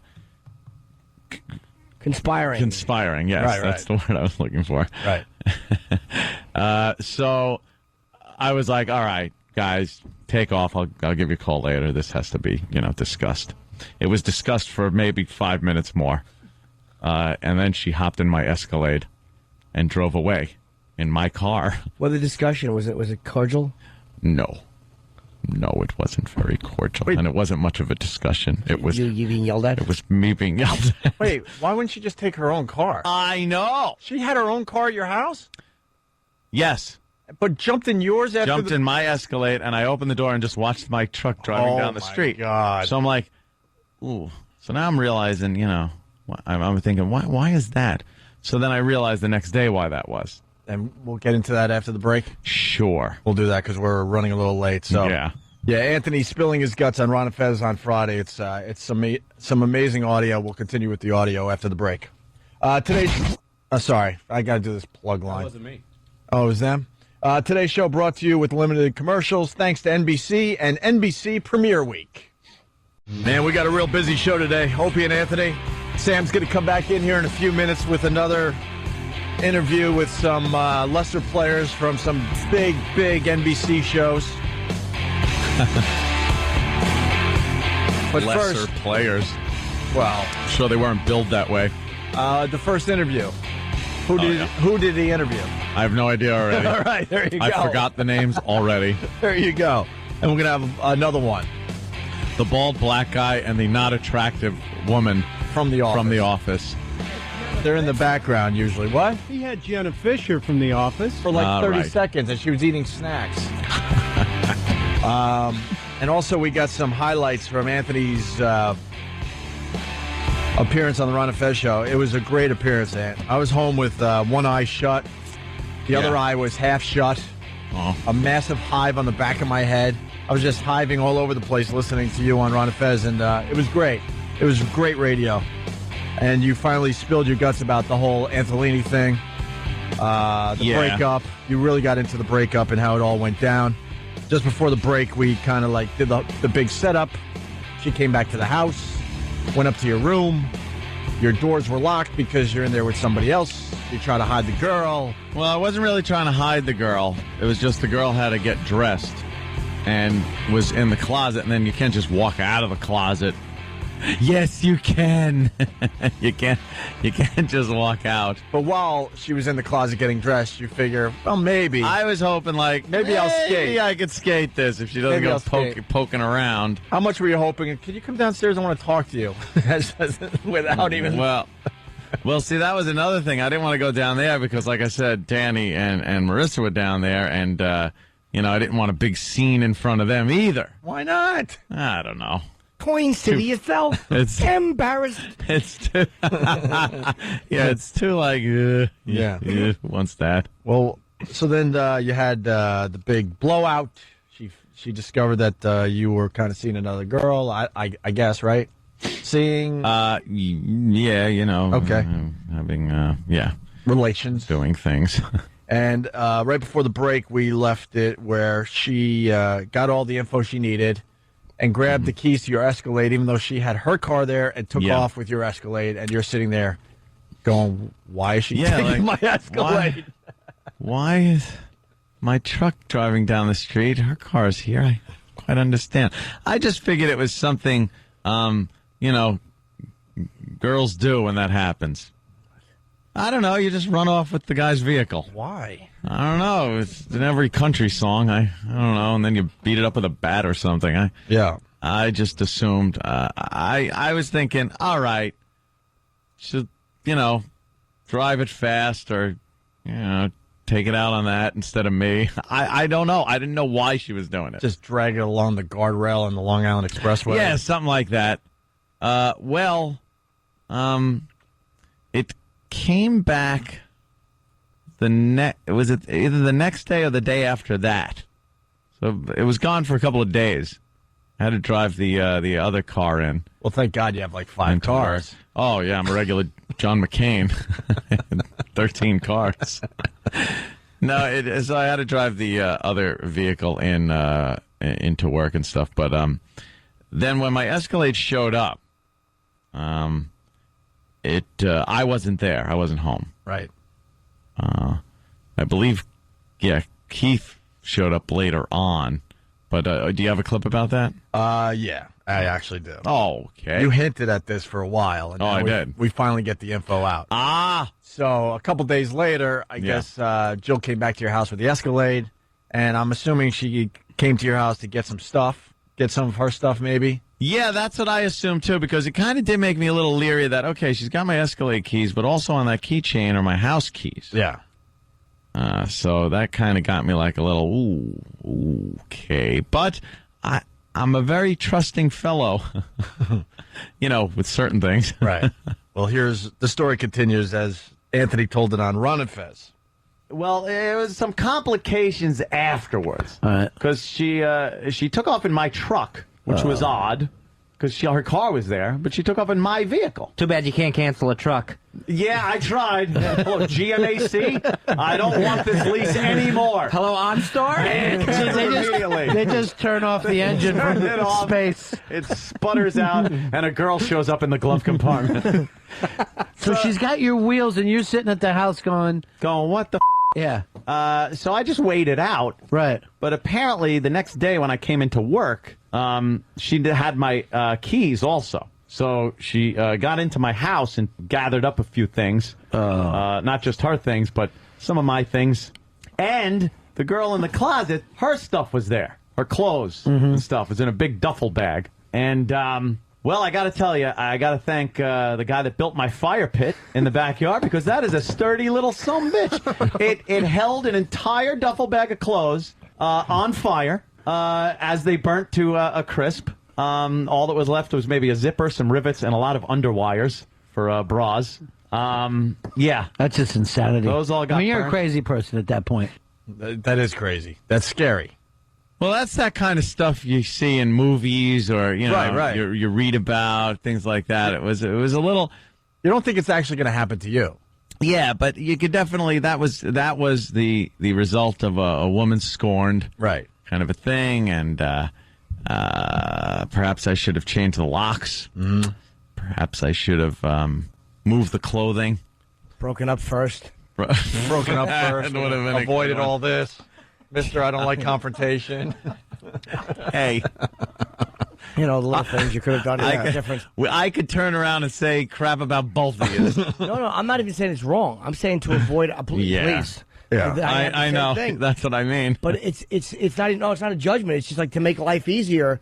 Just end the relationship first. I mean, it's difficult though. No, it sounds easy, but I don't know. Yeah, you're talking to a guy that I'm sitting across from right now. That's, I don't know.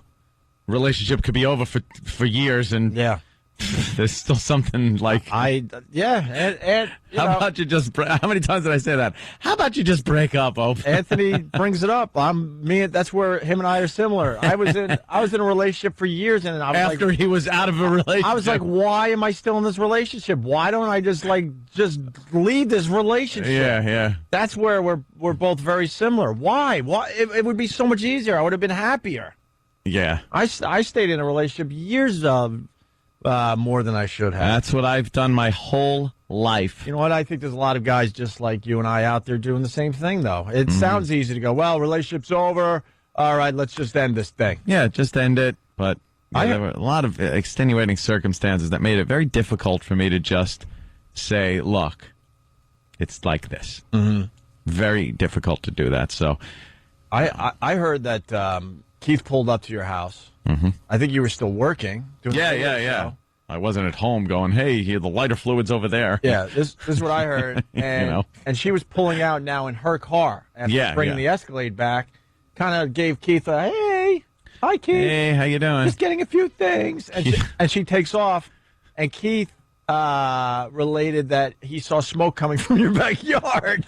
Yeah, so Keith ran into the backyard. Is this true? Yeah. Okay. So Keith runs into the backyard to see that the fire pit is full of clothes and... Because being on the other side of this, the rumors that were swirling around this whole thing were pretty good. Oh, I'm sure. So this was truth. Yeah, smoke that's coming how from the that backyard. happened. Smoke, fire pit. She's taking off in her car. Keith's like, what's going on? He knew something wasn't right. Yeah. Sees the fire and runs back there. So wait, you have this happen and then you leave your house so the other person can come back? I'm boggled. Did I leave? What? No. Where were you when the clothes got taken out of put in the pit? Oh, I was doing the show. I had to do the show. Oh, and you would have had to leave Keith there or change the locks. Yeah, Keith couldn't get there immediately. Keith got there as soon as he could, because he works too. Where was the girl? Not at the house. All right, because I'm saying that would have been an ugly house. Yeah. No. She stayed somewhere else because I was like, you don't want to be here if she winds up coming here to get her stuff or anything like that. So the house was just open up for pickings. Wow. You're lucky that's all that happened. Yeah, no kidding. Well, yeah. That's why, Who was the one that burned down the mansion? Left Eye. Left Eye. Left Eye did it. Left Eye burned down. Fiddy's chick, right? Fiddy's blaming him, but... Yeah, something went on with Fiddy and his one of his... Yeah. Jared in Boston. How are you, Jared? Hey, guys, pretty good. Anthony, I seem to remember when this whole Antolini thing was being forged way back when that somebody warned you that she was a little crazy when things went wrong. So it's not like we didn't know this wasn't coming. Who warned me that? I don't know. I seem to remember a caller saying something about a member being glued to a hockey player's leg or something like that. Oh, yeah, there's a story that was told back in the day. We didn't know if it was true but or it not. Was, yeah. Didn't know if that one was true, but hey, who knows? I don't consider closing the fire pit to be that nuts. No? Nah. Look, you walk in like... It's not like you found something. You walk in like that. It's but the girls' clothes? Yeah. I got to tell mine. I got to tell you, it's a little scary. It's a little creepy. Yeah. People pull pistols for stuff like that. It's a little creepy, to be honest. I would have burned mine. Yeah, it's better that you I understand someone felt scorned and all, but that's like that. I don't know. That would wow. I could see myself wanting to do that. Really? Oh, without a doubt. All right. Anthony's spilling of the beans continues. He did this on Ron and Fez on Friday. And then some of my stuff disappeared, and at this point, I have money in my pocket. I am to pick up dry cleaning and a camera and drop that off, and then I could get back the rest of the stuff I have. I've been paying cash for my tolls because my Easy Pass is gone. There's a laptop computer that seems to be missing, and for a while, she was in possession of my pistol license. Jeez. Whoa. Which I needed to go and, because I had just bought one, and I needed to take down to the police department to get it registered, And if I didn't have it, I probably would have been up on federal firearms charges at some point. But so I got that back. Oh, it got a little wacky there, Ronnie. Yeah. She didn't, obviously didn't futz around with the any of my firearms, which is good. But a little piece of paper that entitles me the right to, possess said firearms. Well, what happens? Took that. Well, what happens if you don't have that for real? Like, I can't could just say that someone took it or yeah, it's on file. I would have gone down to the police station and said, I need another license. It got lost or stolen In a or fire something. pit. Yeah, in a fire pit. But the thing is, I had like 2 days left to take one of my brand new guns down to the precinct with my license to register it. So I wasn't able to do that without the license. So how'd you get the license back? I just texted and said, look, I need that. I need that. So she I goes- really need so she that. goes, all right, I'll give you that, but not the rest of the stuff. Yeah. Wow. So it was kind of a, you know how hijackers let out a couple of hot women and Yeah, children and the sickly out of the plane. That's pretty much what that was. Yeah. But it's like, oh no, we're keeping some of the strong men in here. Wow, no kidding. Yeah. This is really, really interesting. So there's still a couple of things that are up for grabs. And then there was a big discussion as to, on Ron and Fez show, as to whether I should go over there and face-to-face give her either the clothes, the money for the dry cleaning, the camera, or the money for the camera, and get my stuff and have this psychobabble word called closure, which I don't see the point in. I think at a breakup, there's a point where you have to be face-to-face. And, believe me, we were face-to-face in that situation. But as far as a hostage exchange with clothes or anything like that, even when, my last ex with Melinda, I wasn't home when she came to pick stuff up. I'm like, you want to pick some stuff up? Keith will be there. Go down in the basement, make sure it's your crap, and take it. Godspeed. Mm-hmm. But I don't want to be there. The breakup's done. There's no more business to tend to. It's it's an exchange. I don't want to be there. That, man. I envy I that. am so with Anthony on that. I envy that. Oof. I don't want to. When I got my stuff out of Huntington, that's exactly how it went down. I was like, I don't want you to be there. Jay was in town. I'm like, Jay and I will come and get my stuff. Don't be there. There's no reason for you to be there. I'm done. Hey, we got to go to Pat in Philly. Pat. Anthony, I just got a quick comment. I mean, you're so paranoid about home invasions, but you allow somebody with keys just to come in and just... Well, that's different than a home invasion. That's different from a home invasion. I didn't expect her to come in, tie me up with a phone cord, and pistol whip me. But you still have that paranoia of somebody coming in and taking things from your home. And No, it's not so much taking things from my home. It's bodily harm. I don't care if somebody... Like if somebody burglarized my house when no one was there, I'd be pissed. But insurance takes care of stuff like that. You'd feel violated, everything, but it's people coming in when you're there and beating you senseless. That's my fear. That's my home invasion fear. It's not a burglary fear. But if she would have got in, look at she could have got so many guns to get you. You know what I mean? She wasn't that good a shot. Whoa! All right, Pat. I'll just dodge him. There you go. Yeah, this is how it went down on Ron and Fez. Are you going to have someone ride shotgun for you? You're going to have somebody up on the roof keeping an eye on things? Yeah, I think we're at that point. No, I'm going to do something that is completely just wussing out. I don't think I'm going to pick up the dry cleaning. I think I'm going to just give Keith cash, have him either do it or just drop her off the cash and pick my up. Because I don't want to go. Why am I going over there? Why am I going over there to talk? You need closure. The thing, it's not a movie. I don't have to go over there and get closure. Yeah.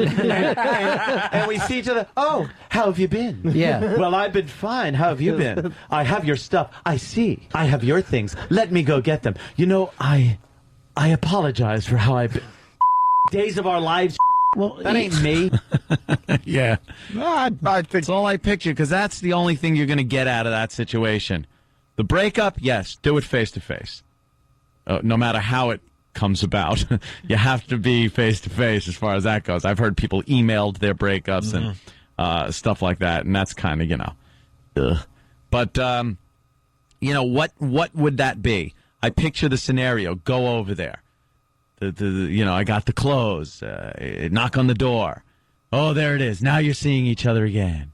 Oh, it's the first time in well over a month. Well, what's that small talk chat like? I'm with you. It's something. It's a situation I don't want to put myself in. I don't want to be in there. I don't want to see. I don't want to know. I don't want to talk. I'm with you. There's no point to it. No. Intermediary will make the exchange. Sure.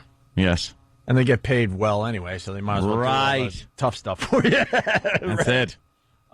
We got more clips from Anthony's time on the Ron and Fez show. Some just great radio that went down on Friday, and we got some highlights. But first, we got to go back to this NBC thing with Sam. Oh, we're doing less commercials today because check this out. Mm-hmm. It's NBC Premiere Week. I know that much. Yeah.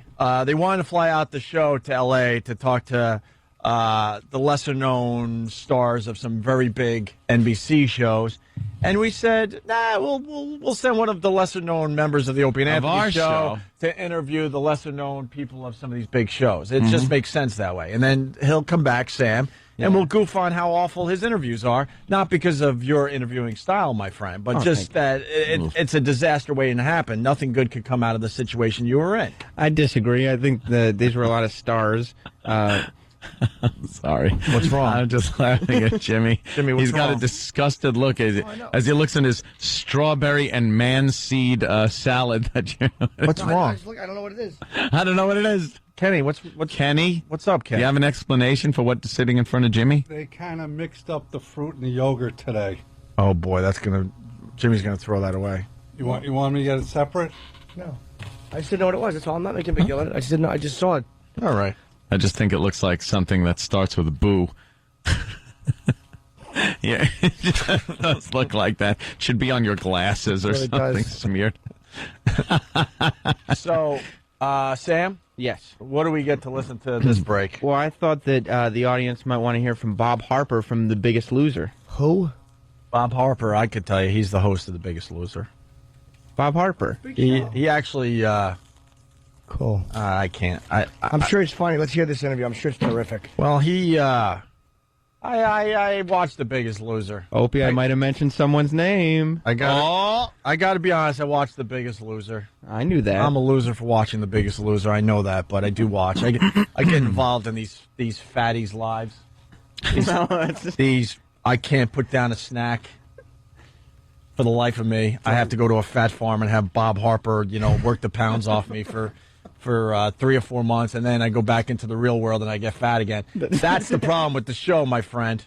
There's no Are follow-up. we being honest here today? Let's be I honest. love Biggest Loser, but I want the follow-ups because I know all these people, for the most part, go back into the real world and get fat again. Yeah. Why don't they ever bring the old people back to I don't see how know. they're doing? Know why? Why? Because they're back with their lousy jobs, No. having to eat like the rest of us on the go, Right. and they get fat again. Well, they're doing. That's why the show, in the end, doesn't work. They're doing families this season, so know maybe they the are. different family members will be able to, keep each other on track. I don't know. I'm going to watch to find out. Well, of course, aren't we all? Yeah. I actually pitched a weight loss show like that, and they're like, they don't want to do it. It's so annoying. Well, what's it called? Here, piggy.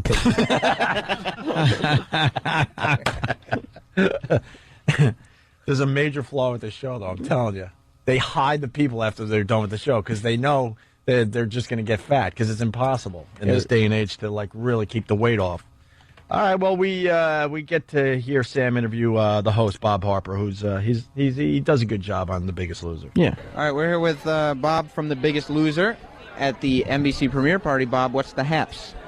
How's it going, man? I like your hair, by the way. Thank you very much. It's cool. I'm participating in an Afro contest that ended 6 months ago. You won. Yeah, I did win. You did win. But I have trouble letting go of bits. Right. You know what I mean? So you're on The Biggest Loser. I am. Something that you might take as a compliment. Opie from the Opie and Anthony show. Yep. The guy that didn't feel like it was important enough to be here in L.A., so I'm here? Yes. That's what you might take as a compliment. Opie from the Opie and Anthony show. Yep. Loves The Biggest Loser. Yeah. He watches it every week religiously. I got to tell you, it really has kind of inspired a whole nation to watch. It's not just like overweight people. It's just everybody watching it now. Sam, I appreciate what you're trying to do there, but Bob Harper has no effing idea who I am. But I do appreciate that you tried, hoping to go, really? I listen to those guys all the time. Yeah, he was like, yeah? Like, oh, really? Well, I guess it. I mean, the whole nation is inspired. But I do know Jimmy Norton. Yeah, I know Jim. Yeah. He's hysterical. I love... That was funny. When Michael Kay Williams? Yeah, from The Wire, when he was like, oh, my God, that was you on Lucky Louie. He hugged me. I was so upset that another celebrity knew you. I don't know why it upsets me. I should be happy for you. They all do. Yeah. They all do. And they're in the studio. Hey, Jimmy Norton! Yeah! Let me look up at your knee. Look right in the shin. All right, enough. Well, another week. Yeah, come on, guys, let it go. Come on. Well, Stop trying to have fun. stop trying Or in the audience. be miserable like me. Yeah. I got it right. So, Sam, that was the start of this terrific interview with Bob Harper from The Biggest Loser. So far, we learned he doesn't give a crap about Opie and Anthony. He has no clue who we are. No, And thinks everyone loves his show. Well, hence the reason why we weren't going out to L.A. We weren't going to be humiliated in front of these almost stars. There were a lot of people who were staring at the Opie and Anthony sign, and then they got a little glimmer in their eyes, and then they looked into the tent where I was sitting, and then they kept on walking. They just kept on walking. Just assuming there were two engineers in the tent, not... Yeah. Maybe they thought we were in the restroom. Yeah, or something. I guess I'll keep looking. Well, Sam continues his terrific interview with the host of The Biggest Loser. Yeah. We have a producer for our show. His name is E-Rock, but his nickname is Hoagie Boy. Every time... So he likes sandwiches, I guess. Yeah, I mean, they call him Hoagie Boy. I guess that's part of the problem. He always... We had to take him off the mixing board, you know? Yeah. Because his fingers were so greasy from all the mayonnaise. Every time he loses weight, he gains it right back. Isn't that sad? I see people do this all the time. I've seen guys that have lost 200 pounds that gain it all back. It's perplexing to me. And you'd think when people... And know what he means by I've seen guys? The people that used to be on the show. See? He's even admitting it. And he wants to go, look, I'm not supposed to tell you, but this crap's not working. But I'm getting a pretty damn good paycheck from NBC. That's who he's talking about in this clip. Gain it all back. It's perplexing to me. And you'd think when people start calling him Hoagie Boy, he would be like, I gotta lose this weight. But it's turned into a term of endearment for him. He's really comfortable with what he's doing. I guess so. Do you have any advice that you could give him? Yeah, tell Hoagie Boy to put the hoagie down. But you're an expert. Gotta be a little more Just put it down. That's all. Stop doing it. But you're the expert. Well, I mean, they use computers and stuff on the show. Like, you can't just tell someone to put it down. It's a little more complicated than that, Sam. He has helped a lot of people on the show. And then they gain it back. We don't know that for a fact. I would bet 90% of the people gain most of their weight back after they leave the show. I'm not even trying to be funny. I'm telling you that's probably what's going on. Because you don't see any of these people walking about after the show's over. But it is amazing to see the journey they take. Is it? He doesn't eat desserts. He doesn't eat chocolates. He's always got two hoagies, one in each hand. Then I tell him, if he's going to have the hoagies, he's going to have to cut the mayonnaise out and take and cut the cheese. Excuse the pun. That's gonna help Hoagie Boy. What's the most healthy hoagie you could eat? I guess it would have to be those low sodium lean hams and those the chicken. They have chicken breasts now that are sliced, as opposed to staying away from the pastrami and all those really high fatty meats. Yeah. All right, well, great. And The Biggest Loser premieres this week? It premiered last night. Last night? Well, yep, that shows big how hit. much I know. Yeah, that's okay. You're too busy growing your hair. You're too busy growing your hair. See. I was just sitting there growing my hair and didn't realize The Biggest Loser's on. This guy has a sense of humor. God love him. Oh, yeah. Got some great advice from Bob Harper. Well, the banality of these interviews is mind-boggling.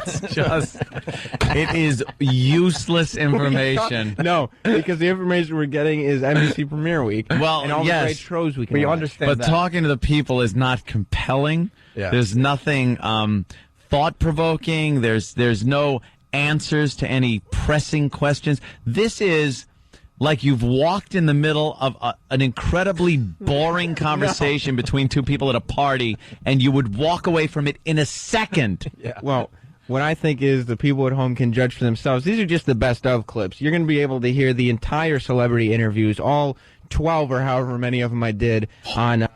Anyway, we're gonna have another interview from Sam in about a half hour or so. Oh, thank goodness! So hard to keep a straight face. Yeah. Oh, dumb broad. See, I'd rather watch The Biggest Loser on NBC than like hear interviews with the host. True. What's the last show we're gonna like highlight today, there, Sam? My Own Worst Enemy, which stars Christian Slater. Oh, okay. That's the big get. Yeah. I don't know. Save it for last. That's what I'm saying. Is it a new show? Oh, yeah. Okay, I don't know anything about that one. Maybe we'll finally learn something. Of course, today. it's Christian Slater's first foray into a television series, starring in a television series. Yes. And it seems like a very exciting premise. What is the premise? Well, he's a normal guy, but he's got a chip in his head that turns him into a government spy on the weekends. Potato? No, not a potato chip. It's like some like electronic chip. Yeah, All right, yeah. you got to clear those things up. No, you're And right. could I ask Sam to repeat that because I thought I heard something I couldn't have heard. Oh, okay. Well, it's like a normal guy during the week with a family and everything, white picket fences, and then he's got a chip in his brain that on the weekends he turns into like a government spy. Well, why wouldn't he do it on a Monday? Again, it's not something he's in control of. Or who's in control? Who knows? I mean, I guess Oh, the therein government- lies the secret. Well, it's Henry and Edward. It's two different personalities. Oh, both so played by Christian Slater. Cool. They should have called it the Manchurian Candidate. Yeah, maybe that. Oh God! Damn. Oh wow, Sam. Well, that was a good movie, and this is going to be a good show. I can't wait. How much money did we pay for this trip to L.A.? I didn't get any. Oh, you got a free trip to L.A. That's right. What hotel they put you up? The Renaissance. It was really nice. It was right by Kodak Theater there. Oh, that's cool. Kodak Theater. They flew him coach. That's a. They should look at him. Since it was just him, they should have flown him first. They should have forced him to hand out soft drinks. It was a good flight, very smooth. Look at the flyaways that are happening in his hair now. Like it went from a point where it was a very nice roundish afro. Then it had these curly cues that kind of stuck out from the roundness. But now these single, almost straight hairs are flying out. Yeah. It doesn't even get combed anymore. It doesn't even get combed anymore. No. It's like a matted sheep at a feeding, one of those like petting zoos. That's what your hair is getting like. Yeah. That's wonderful. Very nice, Sam. Good. Well, thank you. All right, today's show brought to you with limited commercials thanks to NBC and NBC Premiere Week. Yeah. Yeah. We're starting a new segment. Yeah. It's called The Dumbest Man in the Country. All right. And I want to congratulate our first winner, young Eric Nagel from Florida. Eric Nagel. Eric Nagel, everyone. Also known as Hoagie Boy, E-Slav, E-Fat. So, Eric, What did he do, Jimmy? Iraq, could you please do your best here? Okay. Try to convey the story you just told us in the exact fashion with the same amount of enthusiasm, vigor, and gusto that you did the first time. Okay, during the break, there was a discussion about how people in the 1800s couldn't understand things that happen now, like a plane flying over, the particle machine and everything. So, Particle machine? Whatever it's called, the collider. Right? So, I said, a few months ago they had posted photos online about this tribe in Brazil that no one's ever heard of, they've had no contact with, but a plane was flying over taking photos, and you see the tribesmen throwing spears and stuff at the plane because they didn't know what it was. And apparently I had no idea that the whole thing was fake.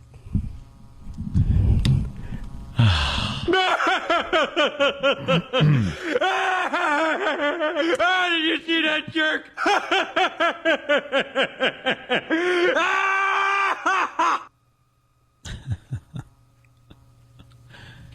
Fake, huh? Yeah.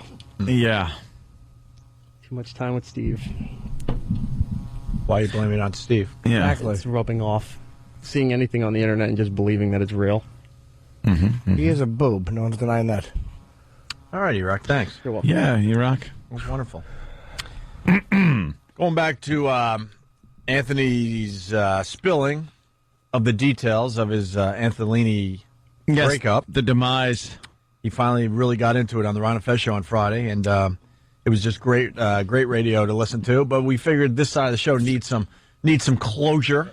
Even though you don't need closure in your relationship. Not for myself, for the listeners. As far as a radio bit goes, these listeners, they need closure. Listeners always need a little closure. So we're... Closure. So we're playing some of the highlights of Anthony's time on the Ron and Fez show on Friday, which really was very good. So we A lot of continue fun with now. those guys, yeah. We'll go with clip 7 there. All right. Anthony just discussing the breakup and relationships in general and everything. Sure. Let's go over here to here's Rob. Rob, let's get some advice for you. Go ahead, Rob. I just wanted to say about Anthony. Now that I've heard the fall of Nicolini, I always thought you to be the sensible guy, the guy to stick it out and maybe end it with a little diplomacy, as diplomatic as you went into it. And Opie's the guy who throws the can to the wind and does it the wrong way. You guys have flip-flopped. No, that's actually the complete opposite of what really happens in real life. I know, and I'm not going to speak for Opie and everything, but I know from knowing him for so long, he's kind of the guy that, will be more diplomatic with a relationship, especially with ending it. He'll talk And he's to the kind of people sensitive, and he things like likes to go over the annoying things. Right, Even when every time you guys get fired, it's more Every of a time, personal thank you, thing yeah. to him than it is to you. Yeah, I'm like, yeah, he's like Sonny Corleone, right? It's personal. It is personal, and I'm trying to be, more like the consigliere, Right. and not really, don't take it personally. And it's Sonny. It's also hard to care when you're drunk. So that's why. It really is. That's why I try to stay drunk.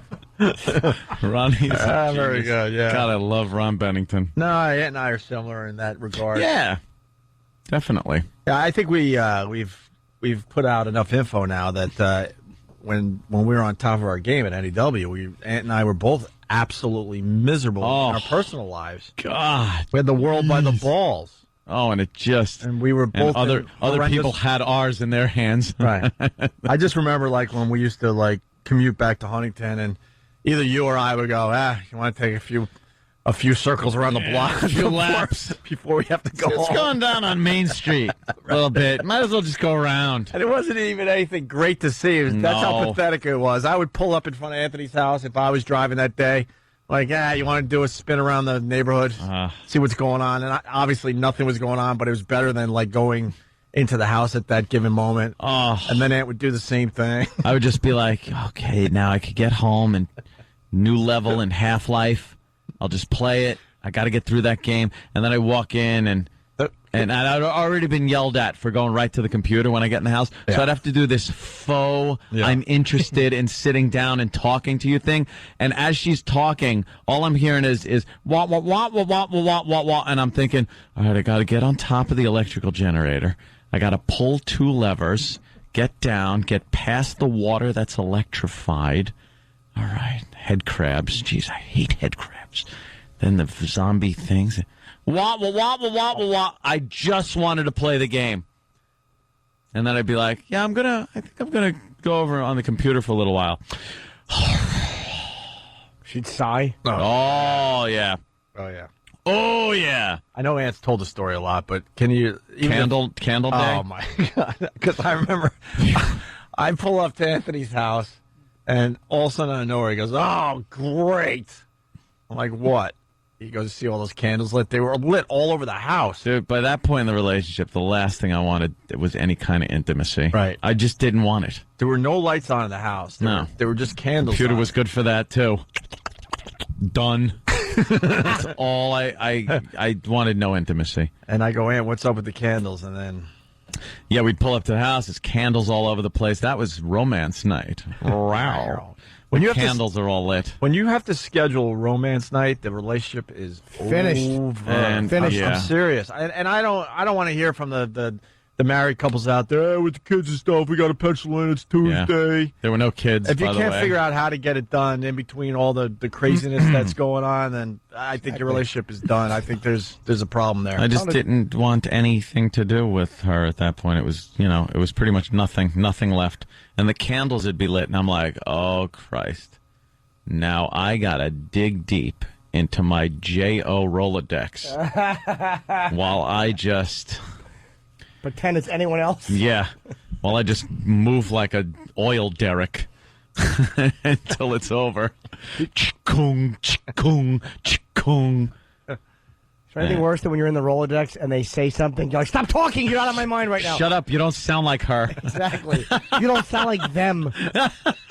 You don't sound like him. Could you bark? Don't ask questions. You get the peanut butter. Let's make this interesting. That I feel bad for you. Oh, God. Yeah, it was just awful, and the candles were lit, and I'm like, oh. So she'd be at the door waiting with a, like, tall tumbler glass of Captain Morgan and Coke. That helped. She knew what she was dealing with. Yeah, chug that down pretty quick. Oh, hang your hog in it like Mr. Snuffleupagus. Drinking water. Drink it that way. Let's splash it over my back if I'm hot. Yeah. All right. So moving on, we're just about done with some of the highlights from Anthony's time on the Ron and Fez show, noon to 3 on XM. Sirius Radio. Sirius XM. Sirius XM, whatever it's being called these days until they change the name to something that makes sense. So now, I guess the last thing to discuss is when you're going to go over there and get your stuff. Get my goods. And hopefully we have an update on that because this is from Friday, but this is how it went down in Ron and Fez. Could you imagine I walk in, she goes, how you doing? And takes a frying pan and smacks herself in the head with it and goes, I've already called 911. No. I'd be like, holy I'm now I have to, kill you.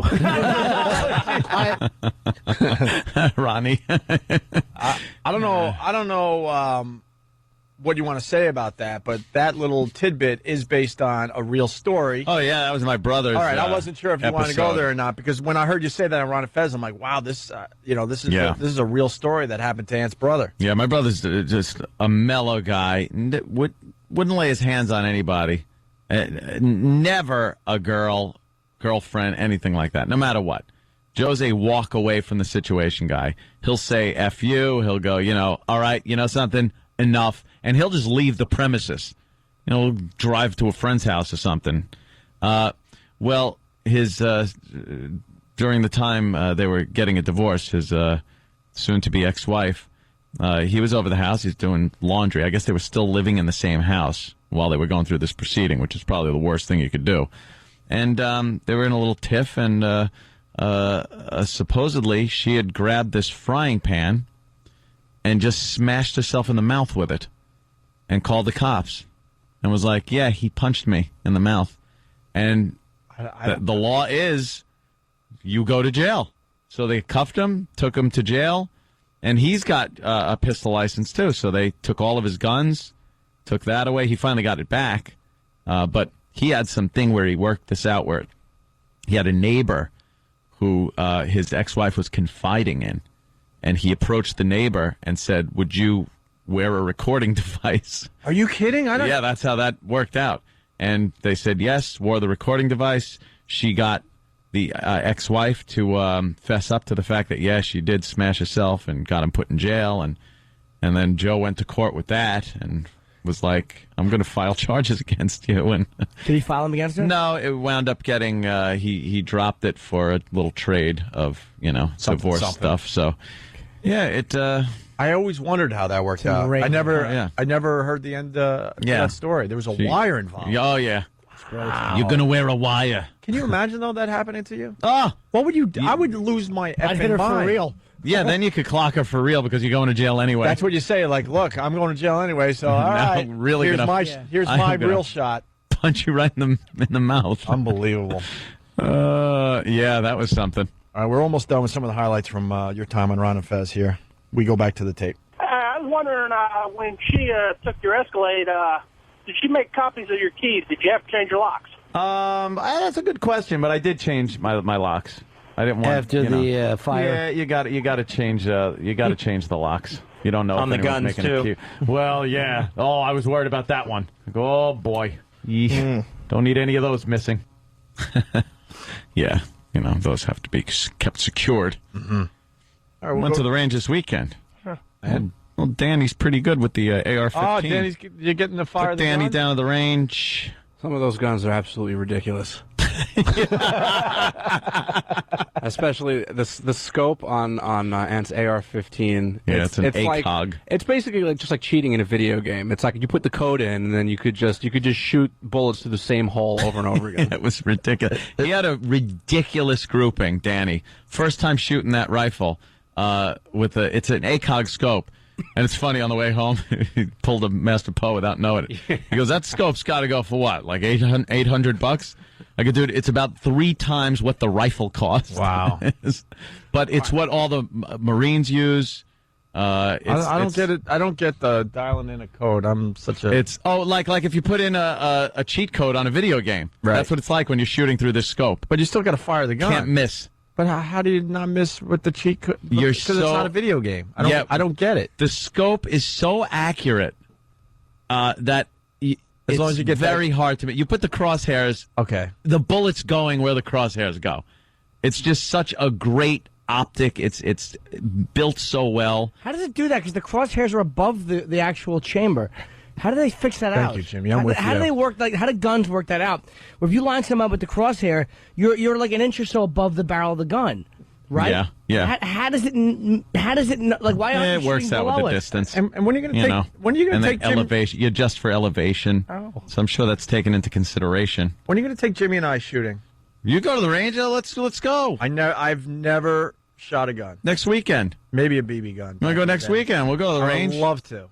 I've never shot a gun. Jimmy, you want to go? Fun. It's a blast. It's a lot of fun. I'm away, but I would. I've shot many years ago. I shot rifles. Yeah. What, like 22s though? Yeah, a little into windows. You got to shoot something that you know you're shooting a gun. This Not is only like that, kablam. I mean, there's outdoor ranges, but the one that we had went to over the weekend was an indoor range. Yeah. Just firing very loud weapons indoors.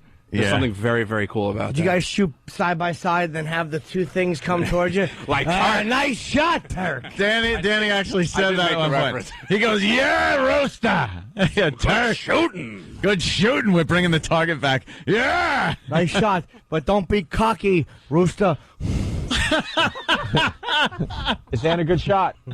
Yeah, he's actually is. He's a really good shot. I mean, obviously, he's got more time. Sure, wow. more time in the range than I'd have. Yeah, right on. It's fun with the like I enjoy shooting the rifles a lot, but the pistols are a lot of fun too. And you get that target way back there, and you realize how much harder it is with a pistol than it is with a rifle. Obviously.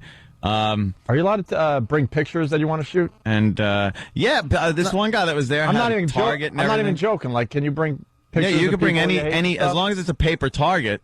Right. You could hang it up on the hanger and put it out there. It's fine. Yeah, whatever. A picture of someone? Yeah. He said yeah. So can we make videos of this? I think they technically frown on videos being taken in there, but I took a little small. All right, video we'll do. camera Yeah, and we'll place it up there. We'll bring some hidden cameras to your shooting range. Hidden cameras. All right, listen, we got to finish up with this because then we got another terrific interview that Sam did out there in L.A. to finish up today's show. Anthony explaining why he dates women a lot younger than him. I did. This is from Friday's show. Can I guess as to why, even though I didn't hear this? Mm-hmm. Because they're better. That's my guess. Because he can. But you see, Ant laughs, we're all laughing. It's a good thing. Yeah, it's what it is. It's a positive. That's what it is. Well, you're having adventures. I know that. Adventures, yeah. You got to have adventures in life. And by the way, I just don't get along with women my own age. I just don't. There's a woman I don't even want to. I don't know what the hell she's talking about. It's like groceries and kids and holidays. Ugh. I want like Disneyland and candy. Homework. You want a girl who's going like this. Oh, this is so good. You can't even taste the alcohol. Yeah. So good. Yeah. You want to be there for her first drink. Yes, you should be there for their first drink, and it should be a Zima, and they should love it. Wow. I really don't get along with like girls, women my own age. I get along with guys my own age. That's cool. Hang out for the most part, But women my own age, they go through this phase where nothing's very fun anymore. They're not into having fun. Like fun is this scheduled thing that's got to be around everything they're doing. It's just, and then the stuff they want to talk about isn't fun or interesting. Or spontaneous or anything. You're a bunch of old friggin' fuddy-duddies. Enough. Do the wash and shut up. When I was single, my sister set me up with a girl my own age. Crab Meadow Golf Course. It was a golf day because this broad like golfs. I'm like, Of course she does. I'm like, I have nothing to do. All right, I'll go on this, you know. And I saw her walking up. I'm like, I picked up my cell phone. I called my sister. I go, I am going to kill you. I couldn't relate whatsoever. And this No. girl was might have even been a couple years younger than me. She was so old looking in my eyes. I was like, you got to be effing kidding me. But I was a nice guy. I should have just said, look, I'm breaking on hives, and I should have ran. But I just like Ann, I'm a nice guy. I'm like, all right, let's play some golf. And we're walking, playing golf, and the whole time she's hoping I'm going to ask her out on a date. And I'm like, there's no effing way. And then I had to walk her to the car, and there was the awkward, you know, are we going to exchange numbers thing? And I kind of said something like, well, I'll see you around, because my sister was working at some bar at a country club. I'm like, maybe I'll see you back at that place. Yeah. Well, I'm sure sometime we'll have a drink. I never saw her again. I had nothing relatable with this one. Can I say this in the Office, the new one, like not the new one, the Ricky Gervais one, but the 2-hour special? There's a scene where he's going on blind dates and he's putting an ad in. You got to see the 2-hour special. And there's one that shows up at this restaurant because he's famous. He's David Brent and he's done this show. So they're like filming it as a documentary, like what happened to the Office people after. Yeah. And she's like not obese, but she's just kind of a fat, like chubby girl. Like she's a bluck. Big girl. She's a female E-Rock. Oh. Exactly. Yeah. Yes. Oh. Yes. And when she goes, David, and his like his hesitation in answering her, and obviously wanting to get out of being is so great. The story sucked. I really did just stop the show with a brick wall. But trust me, it's so perfect. We should bring in the audio. Because I would like to. Oh, okay. Because I'd like to. Yeah, it's his facial expressions are. Yeah, where he kind of does that curl his nose up thing and. Yeah. Hey, one more clip from the Ron and Fez show on Friday when Anthony was spilling his guts. One time the police showed up. Yeah. And, a little setup here. Sorry. They. Basically, Anthony, now that he's been single for a little while, with a little relationship in between, he's having a lot of house parties and enjoying the hell out of his life. And he's telling a story of what happened at one of these house parties. That's not a good story. That's what happened. That can't what happens be good. when I'm over. That can't be good. Get it? One time the police showed up. Yeah. And they didn't knock right away. It was 4 cars, 4 Nassau County cars, and 6 officers. They were called by the that lives on an angle behind me. Nice lady, they I pulled said, up very by the way. stealthily and quietly and walked up to my back gate and were looking over the gate for a while before they let their presence be known. And they saw perhaps some nudity, perhaps some, they just saw some things. And then they came in, like, Anthony, and the music was blasting. Right. So the first officer, the first thing he said was, Anthony, it's Wednesday. Throw my hands up. What are you going to do? And then they all just started talking about the merger, and they go, we were watching you for a little while back there. He goes, enough said. Like, oh, okay. And then the delivery came, pizza guy came, and I got to get the door. And now the cops are talking amongst themselves, so I go to the door, and the pizza guy now sees 4 cars, cop cars in front of my house. He's like, what's going on here? I just give him the money. I go, nothing. Get out of here. You didn't see a thing. Didn't see nothing. Coolest house ever. Yeah, whatever. The super bad cops are showing up. Oh, yeah. They were very cool. They were very nice. They just said, keep the music down because the woman there, and they actually called her a too. They said she just bitches about everything. This place is sounding more and more like the Tate LaBianca. You can only hope for an ending like that, too. It just seems like we're heading here. Tate LaBianca. We got up, we tried to press the key, there was blood on it. We got in, first thing we saw was piggies on the wall. Effing Ronnie. Very good. Hey, we got to take a break, but the one thing that needs to be said that you did say on Ron and Fez, I wish we had was that clip. Not that you have to explain yourself, but people are like, wow, Anthony's out of control. Wow, Anthony's this. But what people need to know is, and you explained this on Ron and Fez, you were in two relationships that were pretty much 17 years. 15 plus years. If you count three relationships. Three dude, relationships. The past three relationships I've had were 8 years for the last one. The marriage was 9 years. And the relationship before that was 6 years. So you're talking 23 years. 3 girls, 21 years. And a good boy. Yeah. And a good boy in those 21 years. Yeah. I mean, Christ. 6 years. And that's 6, 8, 6, 9, and 8. I can't get past the year and a half. Lucky you. What happens to me? I don't know. Sense? Dude, the wheels start to wobble after 3 months. They wobble? After 6 months, the power steering is gone. And after a year, it's like the two of the tires are missing. It's like those things in Cops where you know the guy's just going for broke. How do you do that? And at that point, you just hope the car doesn't break down on a road trip. I just You just wanna hope get it breaks to down on the way to the supermarket or something easy.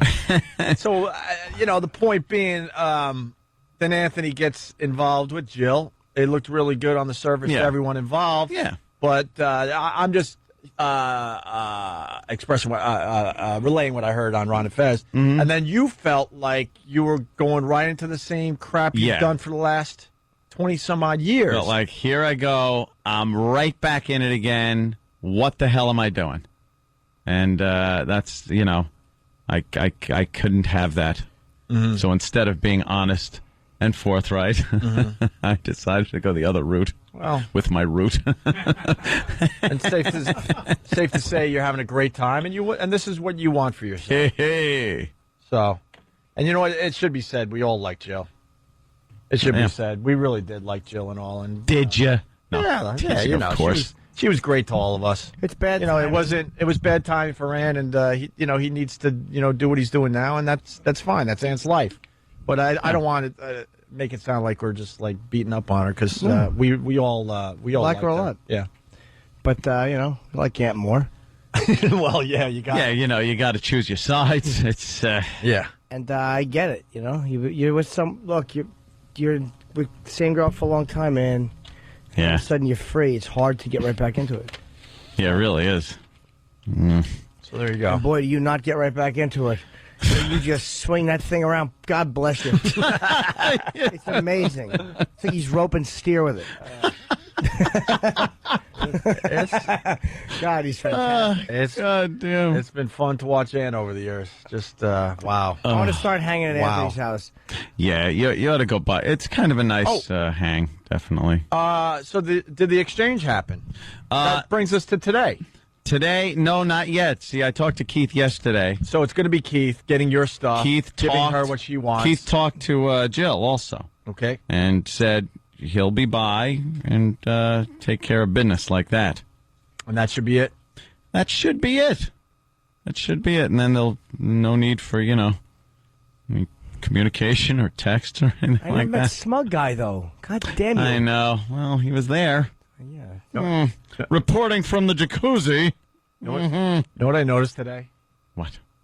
That, like, this whole, the Jill thing has gone completely full circle, because we were in the office, and it went from Traffic Girl, Aunt seeing Traffic Girl, now she's back to Traffic Girl. You actually, and I don't even know if you did this, she's doing the traffic, because Manhattan is a nightmare this week because of the UN.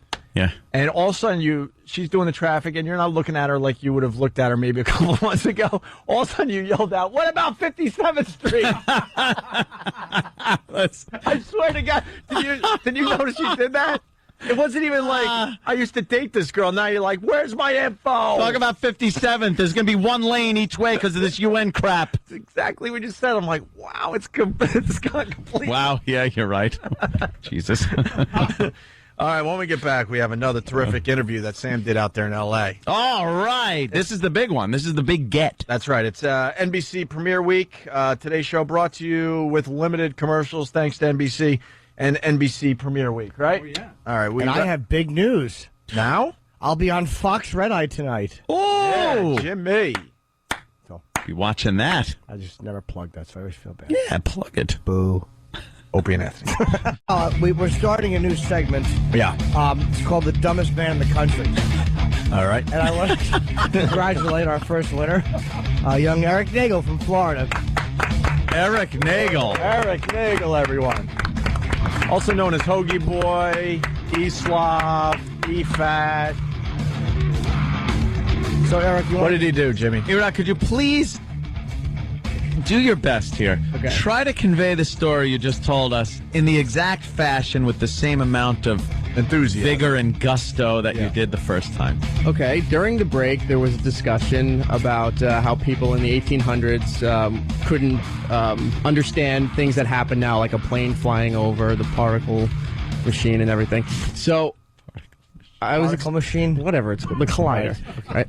So, I said, a few months ago, they had posted photos online about this tribe in Brazil that no one's ever heard of, they've had no contact with, but a plane was flying over taking photos, and you see the tribesmen throwing spears and stuff at the plane because they didn't know what it was. And apparently I had no idea that the whole thing was fake. Did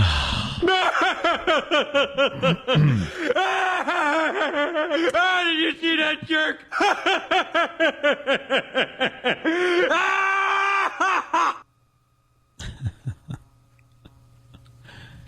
It's fake, huh? Yeah. Yeah. Too much time with Steve. Why are you blaming it on Steve? Yeah. Exactly. It's rubbing off. Seeing anything on the internet and just believing that it's real. He is a boob. No one's denying that. All right, Iraq, thanks. You're welcome. Yeah, Iraq. Wonderful. Going back to Anthony's spilling of the details of his Antolini breakup. The demise. He finally really got into it on the Ron and Fez show on Friday, and it was just great radio to listen to. But we figured this side of the show needs some closure. Even though you don't need closure in your relationship. Not for myself, for the listeners. As far as a radio bit goes, these listeners, they need closure. Listeners always need a little closure. So we're Closure. so we're playing some of the highlights of Anthony's time on the Ron and Fez show on Friday, which really was very good. So we continue now. With those guys, yeah. We'll go with clip 7 there. All right, Anthony just discussing the breakup and relationships in general and everything. Sure. else. Let's go over here to here's Rob. Rob, well, let's get some advice for you. Mm-hmm. Go ahead, Rob. I just wanted to say about Anthony. Now that I've heard the fall of Nicolini, I always thought you to be the sensible guy, the guy to stick it out and maybe end it with a little diplomacy, as diplomatic as you went into it. And Opie's the guy who throws Canada wind and does it the wrong way. You guys have flip-flopped. No, that's actually the complete opposite of what really happens in real life. I know, and I'm not going to speak for Opie and everything, but I know from knowing him for so long, he's kind of the guy that, will be more diplomatic with a relationship, especially with ending it. He'll talk and he's kind of sensitive, and he likes to go over the annoying things. Right. When every time you guys get fired, it's more of a personal thing to him than it is to you. Yeah, I'm like, yeah, he's like Sonny Corleone. Right. It's personal. It is personal. And I'm trying to be, more like the consigliere, and not really, don't take it personally. And it's Sonny. It's also hard to care when you're drunk. So that's why. It really is. That's why I try to stay drunk. Ronnie's very good, yeah. God, I love Ron Bennington. No, Ant and I are similar in that regard. Yeah, definitely. Yeah, I think we've put out enough info now that when we were on top of our game at NEW, Ant and I were both absolutely miserable in our personal lives. God, we had the world by the balls. Oh, and we were both other people had ours in their hands. Right. I just remember when we used to commute back to Huntington, and either you or I would go, you want to take a few circles around the block, a few laps before we have to go home. It's going down on Main Street a little bit. Might as well just go around. And it wasn't even anything great to see. That's how pathetic it was. I would pull up in front of Anthony's house if I was driving that day. You want to do a spin around the neighborhood, see what's going on. And obviously nothing was going on, but it was better than going into the house at that given moment. Oh. And then Ant would do the same thing. I would just be like, okay, now I could get home and new level in Half-Life. I'll just play it. I got to get through that game. And then I walk in and I'd already been yelled at for going right to the computer when I get in the house. Yeah. So I'd have to do this faux, I'm interested in sitting down and talking to you thing. And as she's talking, all I'm hearing is wah, wah, wah, wah, wah, wah, wah, wah. And I'm thinking, all right, I got to get on top of the electrical generator. I got to pull 2 levers, get down, get past the water that's electrified. All right, head crabs. Jeez, I hate head crabs. Then the zombie things. Wah, wah, wah, wah, wah, wah, wah. I just wanted to play the game. And then I'd be like, yeah, I think I'm going to go over on the computer for a little while. She'd sigh. Oh, yeah. Oh, yeah. Oh, yeah. I know Ant's told the story a lot, but can you... Candle Day? Oh, my God. Because I remember I pull up to Anthony's house, and all of a sudden out of nowhere, he goes, oh, great. I'm like, what? He goes to see all those candles lit. They were lit all over the house. Dude, by that point in the relationship, the last thing I wanted was any kind of intimacy. Right. I just didn't want it. There were no lights on in the house. They were just candles. Computer on. was good for that, too. Done. That's all I wanted no intimacy. And I go, Ant, what's up with the candles? And then... Yeah, we'd pull up to the house. There's candles all over the place. That was romance night. Wow. When you have candles are all lit. When you have to schedule romance night, the relationship is Finished. over. And Finished. yeah. I'm serious. And I don't want to hear from the married couples out there, hey, with the kids and stuff, we got to pencil in, it's Tuesday. Yeah. There were no kids, If you by the can't way. figure out how to get it done in between all the craziness that's going on, then I think your relationship is done. I think there's a problem there. I just didn't want anything to do with her at that point. It was, it was pretty much nothing left. And the candles would be lit, and I'm like, oh, Christ. Now I got to dig deep into my J.O. Rolodex while I just... Pretend it's anyone else. Yeah. While I just move like a oil derrick until it's over. Chikung, chikung, chikung. Is there anything worse than when you're in the Rolodex and they say something, you're like, stop talking, you're out of my mind right now. Shut up, you don't sound like her. Exactly. You don't sound like them. You don't sound like him. Could you bark? Don't ask questions. You get the peanut butter. Let's make this interesting. That I feel bad for you. Oh, God. Yeah, it was just awful, and the candles were lit, and I'm like, oh. So she'd be at the door waiting with a, tall tumbler glass of Captain Morgan and Coke. That helped. And she knew what she was dealing with. Yeah, chug that down pretty quick. Oh. Hang your hog in it like Mr. Snuffleupagus. Drinking water. Drink it that way. Let's splash it over my back if I'm hot. Yeah. All right. So moving on, we're just about done with some of the highlights from Anthony's time on the Ron and Fez show, noon to 3 on XM, Sirius Radio. Sirius XM. Sirius XM, whatever the hell it's being called these days until they change the name to something that makes sense. So now I guess the last thing to discuss is when you're going to go over there and get your stuff. Get my goods. And hopefully we have an update on that because this is from Friday, but this is how it went down in Ron and Fez. Could you imagine I walk in, she goes, how you doing? And takes a frying pan and smacks herself in the head with it and goes, I've already called 911. No. I'd be like, holy I'm now I have to, kill you. Ronnie. I don't know what you want to say about that, but that little tidbit is based on a real story. Oh, yeah, that was my brother's All right, I wasn't sure if you wanted to go episode. there or not, because when I heard you say that on Ron and Fez, I'm like, wow, this is a real story that happened to Ant's brother. Yeah, my brother's just a mellow guy. Wouldn't lay his hands on anybody. Never a girlfriend, anything like that, no matter what. Joe's a walk away from the situation guy. He'll say F you. He'll go, all right, something, enough. And he'll just leave the premises. Drive to a friend's house or something. Well, his during the time they were getting a divorce, his soon-to-be ex-wife, he was over the house. He's doing laundry. I guess they were still living in the same house while they were going through this proceeding, which is probably the worst thing you could do. And they were in a little tiff, and supposedly she had grabbed this frying pan and just smashed herself in the mouth with it and called the cops and was like, yeah, he punched me in the mouth. And the law is you go to jail. So they cuffed him, took him to jail, and he's got a pistol license too. So they took all of his guns, took that away. He finally got it back, but he had something where he worked this out where he had a neighbor who his ex-wife was confiding in, and he approached the neighbor and said, "Would you wear a recording device?" Are you kidding? I don't. Yeah, that's how that worked out. And they said yes, wore the recording device. She got the ex-wife to fess up to the fact that, yeah, she did smash herself and got him put in jail. And then Joe went to court with that and was like, I'm going to file charges against you. And did he file them against her? No, it wound up getting, he dropped it for a little trade of, divorce stuff. So, yeah, it... I always wondered how that worked out. I never heard the end of that story. There was a wire involved. Oh, yeah.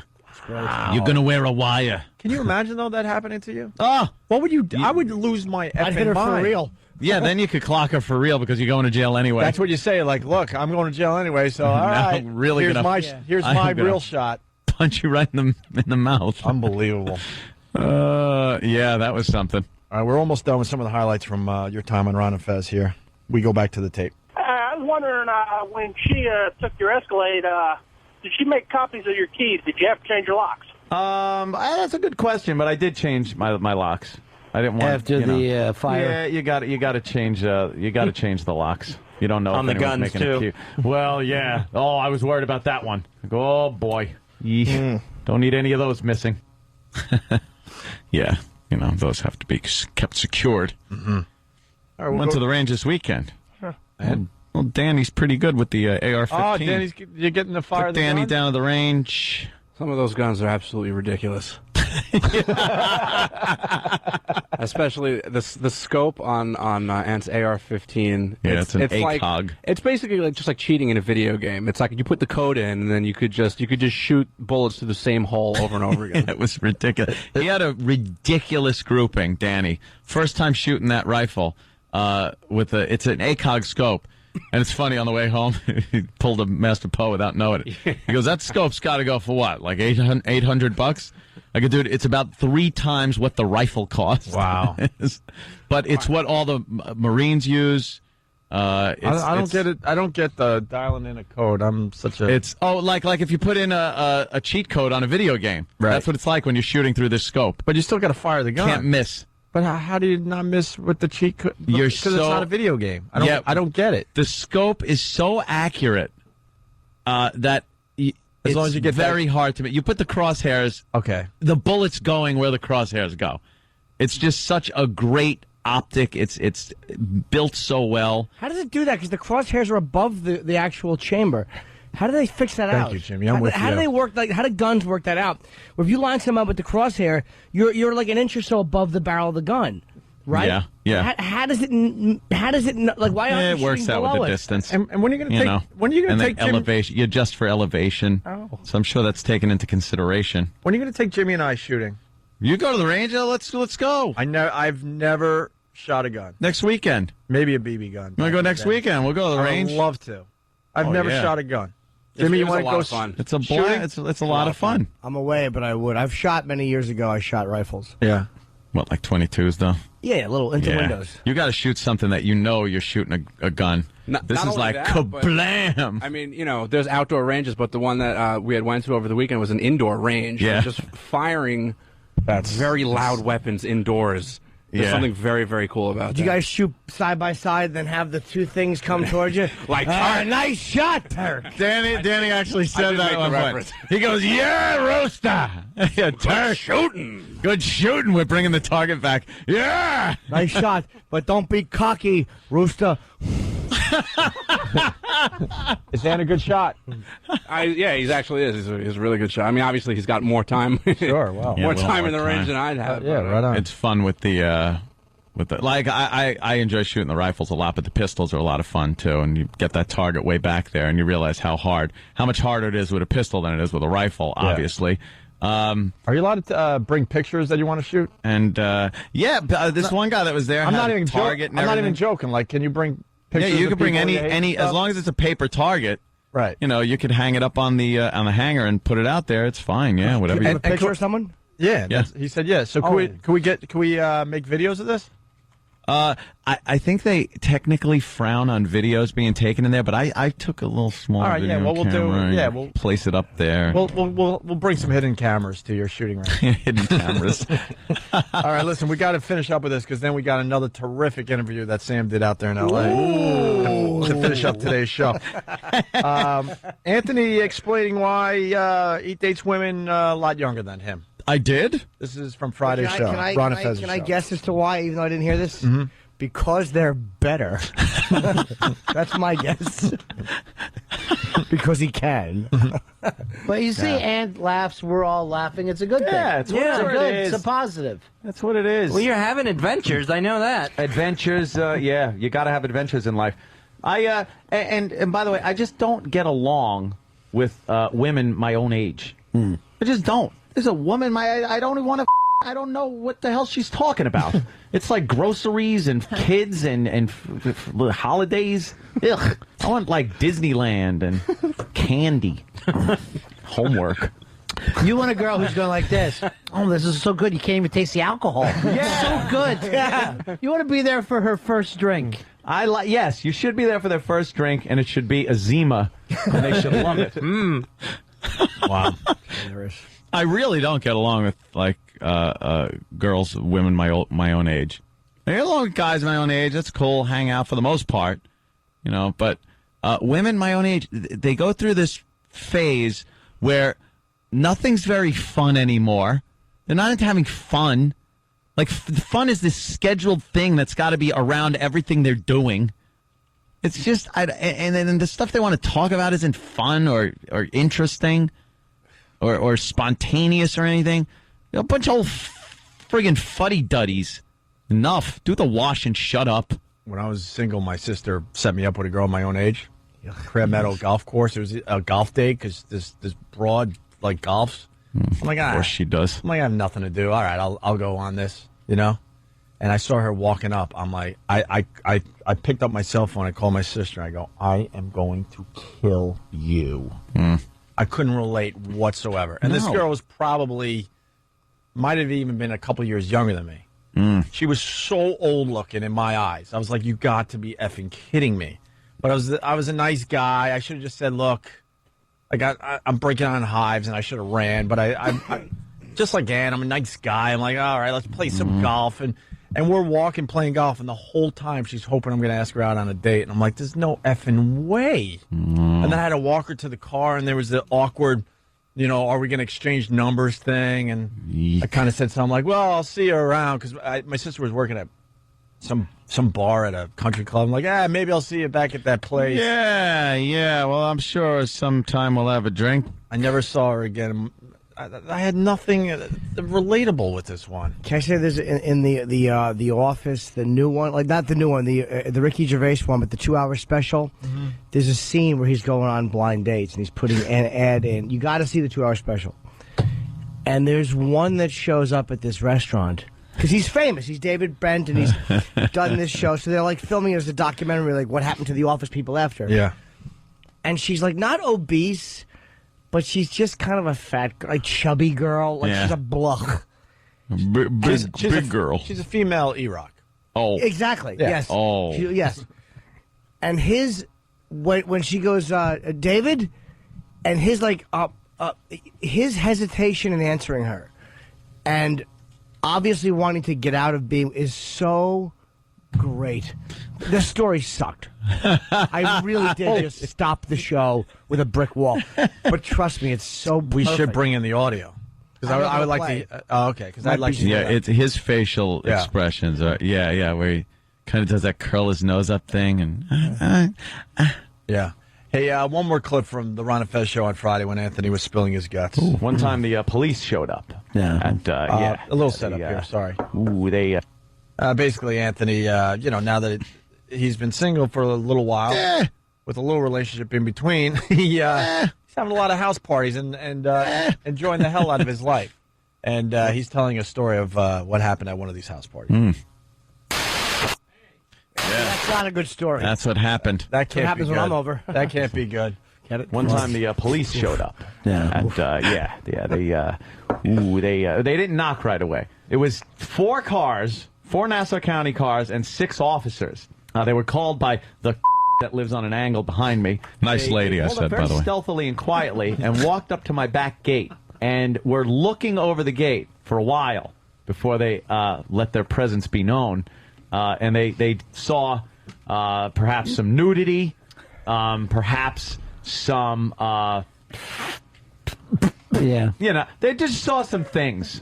And then they were like, they came in, they're like, Anthony. And the music was blasting. Right. So the first officer, the first thing he said was, Anthony, it's Wednesday. Throw my hands up. What are you going to do? And then they all just started talking about the merger. And they go, you know, we were watching you for a little while back there. He goes, enough said. Like, oh, okay. And then the delivery came. Pizza guy came, and I got to get the door. And now the cops are talking amongst themselves. So I go to the door, and the pizza guy now sees 4 cars.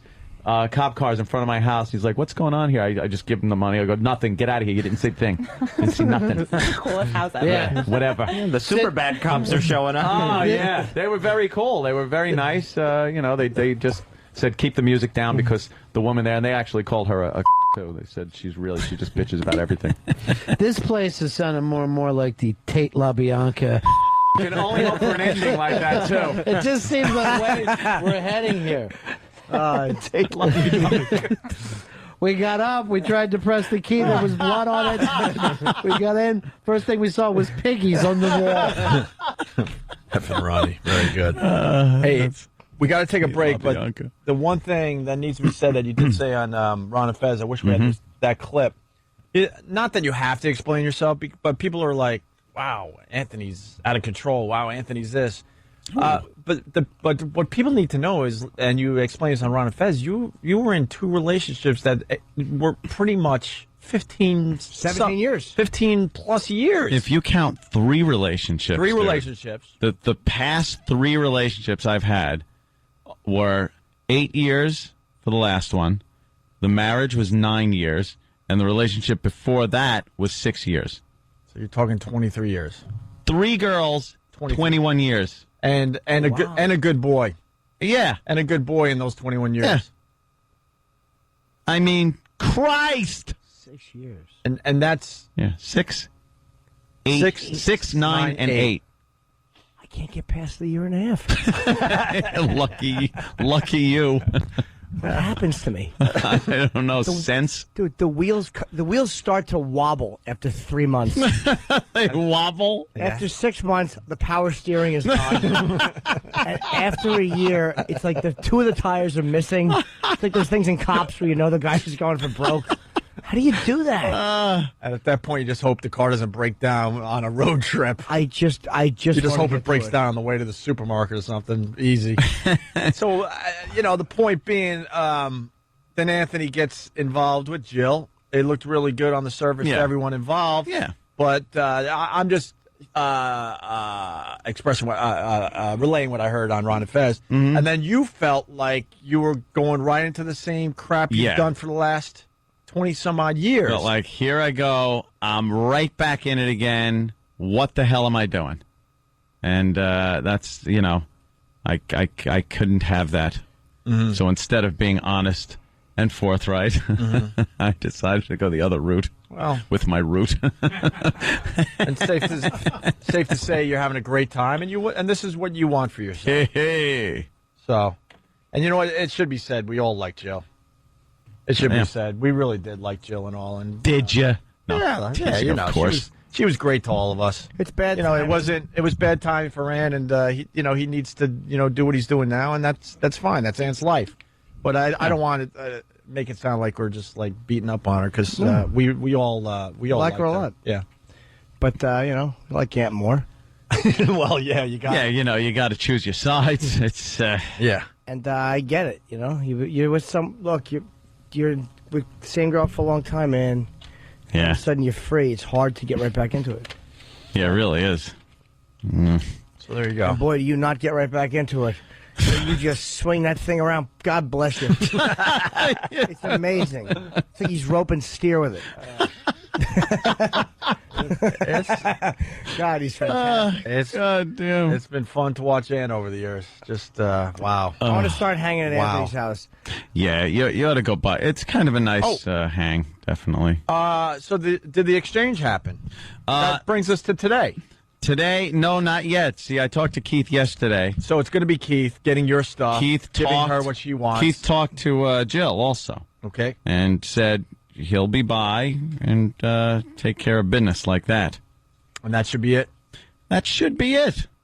That should be it. And then there'll no need for, any communication or text or anything I never like met that. Smug Guy, though. God damn you. I know. Well, he was there.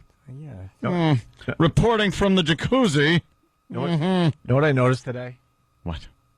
That, like, this whole, the Jill thing has gone completely full circle because we were in the office and it went from Traffic Girl, Aunt seeing Traffic Girl, now she's back to Traffic Girl. You actually, and I don't even know if you did this, she's doing the traffic because Manhattan is a nightmare this week because of the UN. Yeah. And all of a sudden she's doing the traffic and you're not looking at her like you would have looked at her maybe a couple of months ago. All of a sudden you yelled out, "What about 57th Street?" I swear to God, did you notice you did that? It wasn't even like, I used to date this girl. Now you're like, where's my info? Talk about 57th. There's going to be one lane each way because of this UN crap. That's exactly what you said. I'm like, wow, it's gone completely. Wow. Yeah, you're right. Jesus. All right, when we get back, we have another terrific interview that Sam did out there in L.A. All right. This is the big one. This is the big get. That's right. It's NBC Premiere Week. Today's show brought to you with limited commercials thanks to NBC and NBC Premiere Week, right? Oh, yeah. All right. I have big news. Now? I'll be on Fox Red Eye tonight. Oh! Yeah, Jimmy. Be watching that. I just never plugged that, so I always feel bad. Yeah, plug it. Boo. Opie and Anthony. All right, Opie and Anthony. We got Sam back in studio. Very exciting. Very exciting show. We were supposed to fly out to L.A. to talk to the almost stars of some of these big NBC shows. Because it's NBC Premiere Week, right? Right, Sam? That's the big news. That's the headline today. People need to know a lot of great NBC shows starting up this week. Yeah, starting tonight. All the shows on NBC are premiering. The Office, My Name is Earl. Heroes is going to premiere tonight. It's a 3-hour event for Heroes. Wow. Yeah. 3 hours? Yeah, they're doing like a 1-hour recap up to date thing. Oh, that's a great idea. Then a 2-hour premiere. And you a Heroes fan? No. I thought you would be. Nope. You should check it out tonight then. Watch the recap. No, you know something? I'm not a fan of the show. I've seen a couple of episodes. Not a big fan. What is it, the show? Nah, they all have powers. Ooh. I heard it's good. I've actually heard it's I don't know. Although Hayden Panettiere, she's kind of good to look at. Although, There's hotter women. She's gay. Yeah, she's got a penchant for getting a little chubby, I think. Really? Yeah. Not now. No. She's fine now. But I see in the future, I see a problem. She's got a beautiful face. The body is average. Juicy, man. She's got No, it's good. She's got youth on her side. Right. Juicy. But I don't know. You guys are making NBC Good really happy stuff. they paid for this. Yeah, I know. Yeah, I mean, I don't like the show. Well, she's fat. Yeah, I know. Good. How was your thing? What are you gonna do? I'd back Hey, her in a second, though. and your girl was on the Emmys last night. I know she's getting a little too old these days, but Jennifer Love Hewitt. Who? You're not into her anymore? No. I liked her on Party of Five. That ship has sailed? That ship has sailed. She's a prude. She's a prude anyway. Yeah. She looked pretty hot last night on the Emmys. All right, that looks good. Well, there you go. That's got to be an older picture, right? That was taken yesterday. So. Oh, well, okay. She's still fine. doing it? She's fine. Now, she's always been all right. Yeah. All right, Sam, where are we at? Let's get this crap over with. Well, I got a show to do. I don't know if phrasing it that way is proper. We're going to get to the bottom of some of NBC's new shows. So, would you talk to a grip from My Name is Earl? No. The key grip, my friend. Only the stars were at this premiere event. There's a lot of confusion, by the way, because NBC spent a lot of money to fly Sam out, then have Sam come back with the interviews, and it's supposed to be a rah-rah NBC Premiere Week thing that we were supposed to do today. they got to understand our show. Yeah, we got to exactly. be true to ourselves. Exactly. You're still getting the info out that you got some. Don't great, worry about You got it, some right. great NBC shows that's starting up this week. What can I tell Did you happen to be on the plane with the winner? Because I know there was a winner that was supposed to. No, I didn't meet. Go out and hobnob with these people at the Hollywood party. That's right. You didn't even meet the winner of the big contest. No. Be on the other side of the velvet rope. That was the Right. Hey, and we'll see you on the other side of the velvet rope. So were you on the other side of the velvet rope? Yeah, I was on the other side. Yeah. Who's the winner? The side. The good side. No, the other side. No, not that side. The side where you have to reach over with your microphone. Yeah. No, that was you. I wasn't on the. I wasn't on the red carpet. I never met the winner. Did he go? As far as I know. But we made it sound like it was a big thing. I know. We're gonna escort Hey. this Well, winner. He's probably so busy meeting all the big stars of NBC that he was like, all right, Sam's here. Yeah, but look at these people from The Office. These Right. people from Kath and Kim, Radio contests suck. It's a new show that's coming out. Oh, okay. Yeah. That's Is why I it? didn't hear Kath of it. and But Kim. I'm sure I will be hearing about it. Yeah, well. How bad do radio contests suck? We made it sound like this guy was going to Worst. be rocking, and He got a trip to L.A. He got to meet. You were supposed to like be his escort and show him around. Oh, Well, escort. I wasn't Were you there by yourself the whole weekend? No, I flew back Friday morning, When'd you go out? Wednesday night. Jesus. Little twink alone in L.A. Yeah, what do you do when you're not getting the big gets? I made $1,500 a night cooking on Hollywood Boulevard. Okay. The boy of questionable race. What'd you do when you weren't doing the big interviews? What journalists do and just prepare. A little research. Journalists. I'm a broadcast journalist. Were you hanging out with anybody else? Any of the radio guys or anything? No, I was actually in a different hotel than anyone else, so there weren't even other radio people. You in know the why? hotel. Why? Because they thought we were coming. Yep. Oh, really? And that's the stuff we demand. That's why Don't they put us do in it. a hotel at any other dumb radio show. Not even a joke. Because they sent a stretch limo. I think because that's what they had to pick up like all the radio people at the hotel. Yeah. And I was in it alone. Yeah, of course you were. That was our limo. Yeah. I hope you enjoyed it. So demanding. We're asses. And then at the last minute we go, you know what? We're not even going to We go. don't want to do this. we'll send Sam. I'm glad you did that. It was set up nice for you. Yeah. All right, so we talk about My Own Worst Enemy.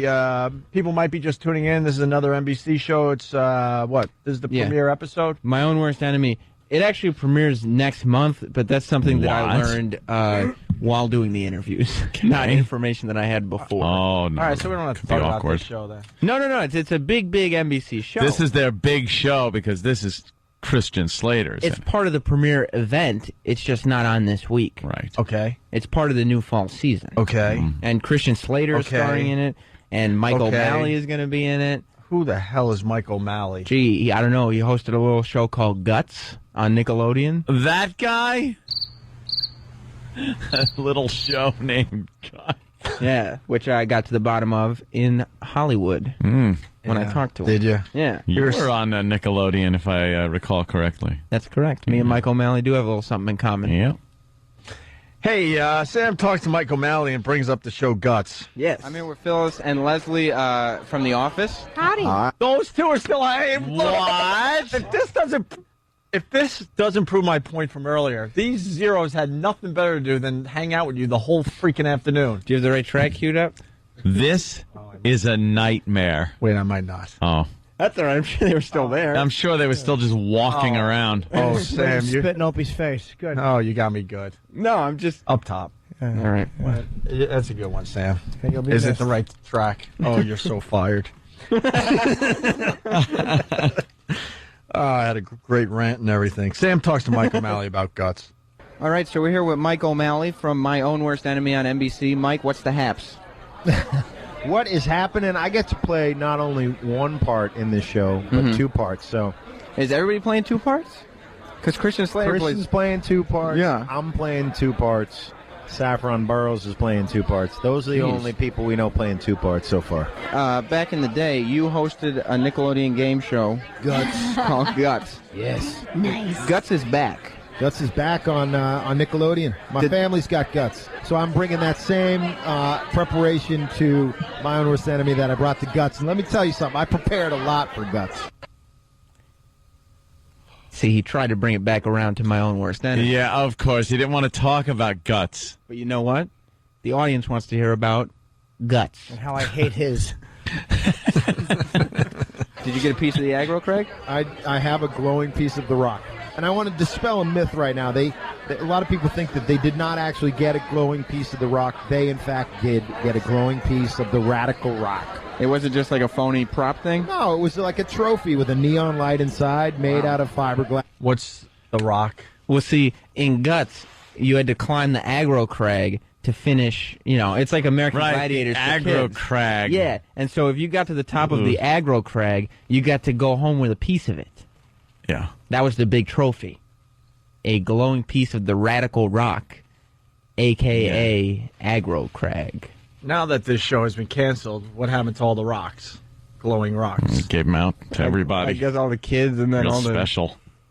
All the people got them. Phony prop thing? No, it was like a trophy with a neon light inside made out of fiberglass by Byron Taylor, the designer.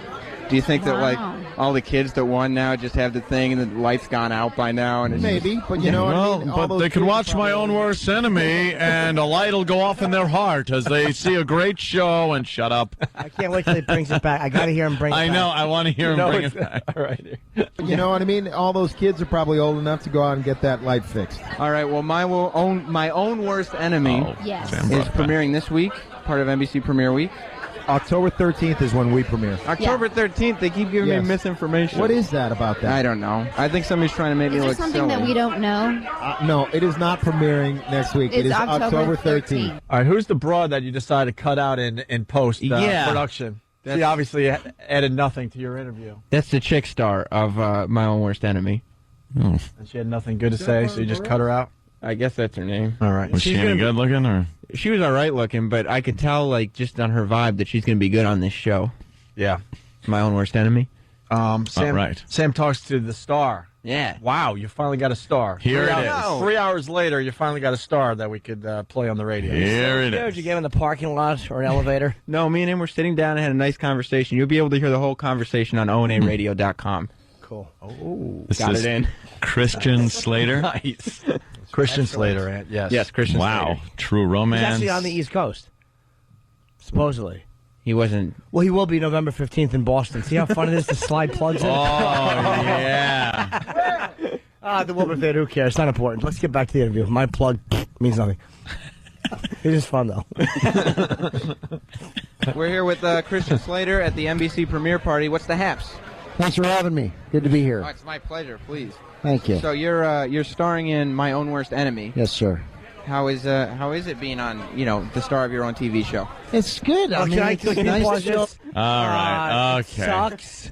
It's terrible. What's he going to say? Throw a hardball at him. How is it, being the star of your own television series Just that this- they're really promoting on, on the network? It's pretty much the flagship show of the new season launch. How is that? Does it really just blow? The only thing he could have done to make that interesting is if Christian would have said, well, it beats having AIDS. It's not as fun as sitting in my house waiting for the phone to ring for my next project. Yeah. But, it's right up there. Yeah. TV show. It's good. I mean, it's nice to show up to work every day, and the show is a lot of fun, and the writers are great. The guys that have been coming in to direct the episodes are a lot of fun, and Everyone's it's, fun. it's a We get wild it. schedule. Fun and but great and I'm wild. enjoying it, and it's a nutty, crazy show. I Nutty, can't wait for you guys to crazy. see it. Nutty, crazy show. It's a nutty, crazy show. It does sound He out of really this does know world. how to promote. I would see it because I like him a lot. I think he's great. And I would see the show because conceptually it seems interesting. Yeah. But enough with everything's fun. It's fun. It's great. Fantastic. Terrific. How is it wonderful. pulling a train on Patricia Arquette? That's what I want to hear. Fun. Fantastic. Great. Wonderful. Terrific. We're 25 minutes into his interviews about the show My Own Worst Enemy. Still don't know what the show's about. No idea. Because you didn't ask anybody. Well, I mean, it's going to be on October 13th. It's not like you're interviewing guys from the office where people would probably know what the concept Yeah. is by now. This is a brand new show. Hype it up a little. Well, when am I going to get another opportunity to sit down with Mike O'Malley and talk guts? Well, you got a point there, Sam. Right? Yeah, you got a point there. Yeesh. I think my first question would be, Christian, new show, My Own Worst Enemy. What's it about? Fill us in. Well, I mean, I asked him if he liked being a TV star. All right. Now, you also, obviously, you have, many film credits to your name. Thank you. You were also in Robin Hood, Prince of Thieves. Yeah. Which is it's a good movie. Hilarious. Were you guys just, laughing at Kevin Costner's accent, on the set the whole time? No. We were all very... Of course. He's wonderful. God forbid you were. He's great. No. He was terrific. We wouldn't do that. Oh, yeah. Why was the accent bad? Yeah, that's the movie that you kept going in and out of accent the whole time. Yeah. I think it came out in 1991. Yeah, you're making a 1991 movie reference, and yeah, that oof. No, Kevin. He was great. Fun, a lot of fun. Yeah. Yeah, you only. Oh yeah. I'm sure they gave Kristen Slater to you for 3 minutes. So why would you ask him what the new show's about? Well, I've always wondered about that Robin Hood thing. Why would you ask what my own worst enemy is all about? Instead, let's talk about Robin Hood. Not even a true romance reference where that's the movie everybody is thinking about. I wanted to bring home something a little different. Well, you did. We were all very, That's what Jess says, by the way. Sorry. No, we were all very, professional, and we worked well together. And did you kind of know though, when they would film scenes, you're like, well, he's not doing the accent. Why isn't he doing the accent? I remember there was some confusion at certain times as to certain moments that were being filmed, but the director was actually his best friend, Kevin Reynolds. So they kind of had this whole thing going together, and for Kevin to take on the role of Robin Hood was certainly courageous.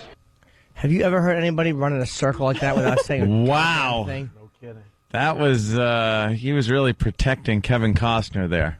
Well, I guess you don't want to piss off Kevin Costner. Why? He hasn't done anything in 10 years. Part 2. Yeah, exactly. He'll have sex with your wife. Good point. Linger longer. Very good. You shouldn't criticize someone's acting. We're doing the best we can. Little lifts. I have little erasers on my feet. And a wig on my head. It looks like a rooster. Certainly does. Well, when Tribeca gets fixed, won't be a moment. I'll say, hey, you talking to me.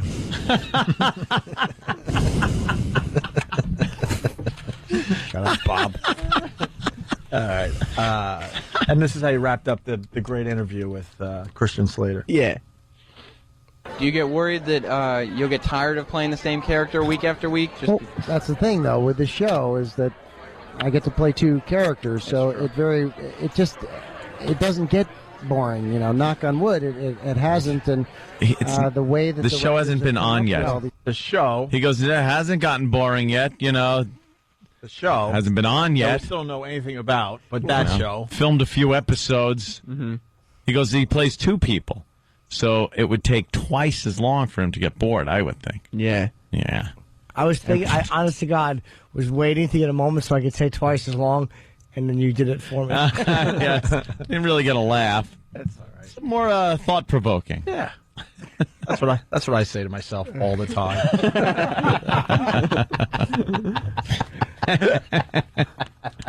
The way that the writers have come up with all these different scenarios for Edward and Henry to be in, it's very human, it's very relatable, I think it's going to be a wild and crazy show. I just can't wait for you guys to see it. Wild and crazy show! Exactly. Yuck. What happens in it? Pick up George Michael in a toilet somewhere? How crazy is it? He did What that does he again. do? George Michael caught in another bathroom. With drugs this Drugs, time. though, Just right? drugs, no... Just drugs. Nothing in his mouth. Has he put out a hit recently or no? I don't know. No delicious treats dangling through a hole in the wall. Poor guy. Just can't wait for you guys to see it. Well, great. I was going to say it premieres this week, but I was very much corrected by Mike O'Malley earlier. Yes, well done. Yeah. It does not premiere this week. When does it premiere? It premieres October 13th. Okay. Which is a Monday at 10 o'clock following Heroes. So check it out. Heroes, My Own Worst Enemy on NBC man. this season. Thank you very much. Thank you so much. Thanks for having me, man. It's probably a good show. Sam, Yeah? honestly, good job. That's a tough spot. Thank you. Those press junkets suck. And I mean, if we We want to hate find doing out, them. if we want to know what My Own Worst Enemy is about, we can unsolve the mystery altogether on October 13th on NBC. Oh, when we all tune in to watch it. Unsolve the mystery? Yeah. Unsolve the mystery. What are you talking about? Unsolve the mystery. I was thinking of that show, Unsolved Mysteries. You have jet lag. Maybe. Maybe I'm just stupid. All right.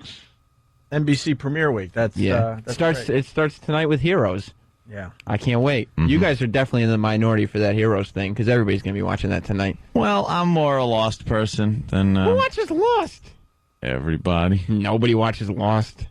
It's on that other network that's that on nobody A. watches. Oh, that's on the A. Yeah. Well, let's not talk about that. No, that show sucks. It was good in the beginning, but it's awful now. Yeah. But you were saying The Office, Sam, that you're a No. big fan of I The said Lost. I was a big fan of The Office. No, he said that those other networks are lost. Yeah, they don't know what they're talking about. Yes, that's exactly That's what it was. Yeah. Anyone else get the feeling NBC's going to be asking for some money back later on this afternoon? We talked about those programs for quite a bit of time. Oh, ad nauseum. Ad nauseum. Yes.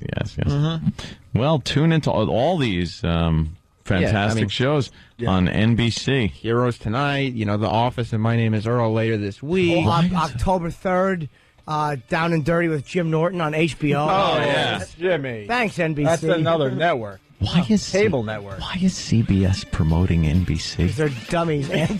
Like, why are we? Because we're owned by CBS. Because they're desperate for advertising dollars. Okay. Hilarious. I was just wondering why we weren't pushing our own shows. At this point, they want to promote Clear Channel radio stations. They'll take Clear Channel's money. They don't care. Just take the money and run. Unbelievable. E-Rock, did you like the Sam interviews? Huh? Yeah, thanks. What was your favorite part? Oh, when he mentioned me about being fat, that was very intense. That's everyone's favorite. Huggy boy. Huggy boy. Huggy boy. All right, we get everything done, Ant? I think we did. Well, we have the naughty language version of the show coming up. Sirius XM, satellite radio. I think we did good. We can do whatever we want over there. We're going to use a lot of profanity. Yeah. It's going to be fun. How great was Michael K. Williams Oh, he's on the fantastic. Sirius XM side on Friday? Good enough that it made me go out and buy season 1 and 2 of The Wire, which I will now start watching. We finally had Omar. He was better than I ever thought he could have been. Great He hung guest. for 2 hours. He loved the show. Just BSing about anything. Loved it. Great. Man. He was a great guest. Yeah. Big fan of mine. I mean, it just was so wonderful. I was a bit jealous. I got to admit, man. You guys are having a great time. Also, for the people that are really into the Opie and Anthony show, I know you got the fringe listeners and the casual listeners, but for the people that like searching out everything that is Opie and Anthony, intern David, when we set him up with the porn star and made him believe that there was a jealous husband in studio crashing through the door and was going to kill him. That video is now up on YouTube. A lot of pixelation, but we're trying to keep it on YouTube because they like to just yank anything that has anything to do with nudity. But if someone cracks their head open and might be dead, they'll show that video, no problem. So, intern Dave gets terrified on Opie and Anthony. That's your search if you want to check that out. We'll see you tomorrow. Later. But enough of this palaver. Let's get the show on the road. Hello. Good evening.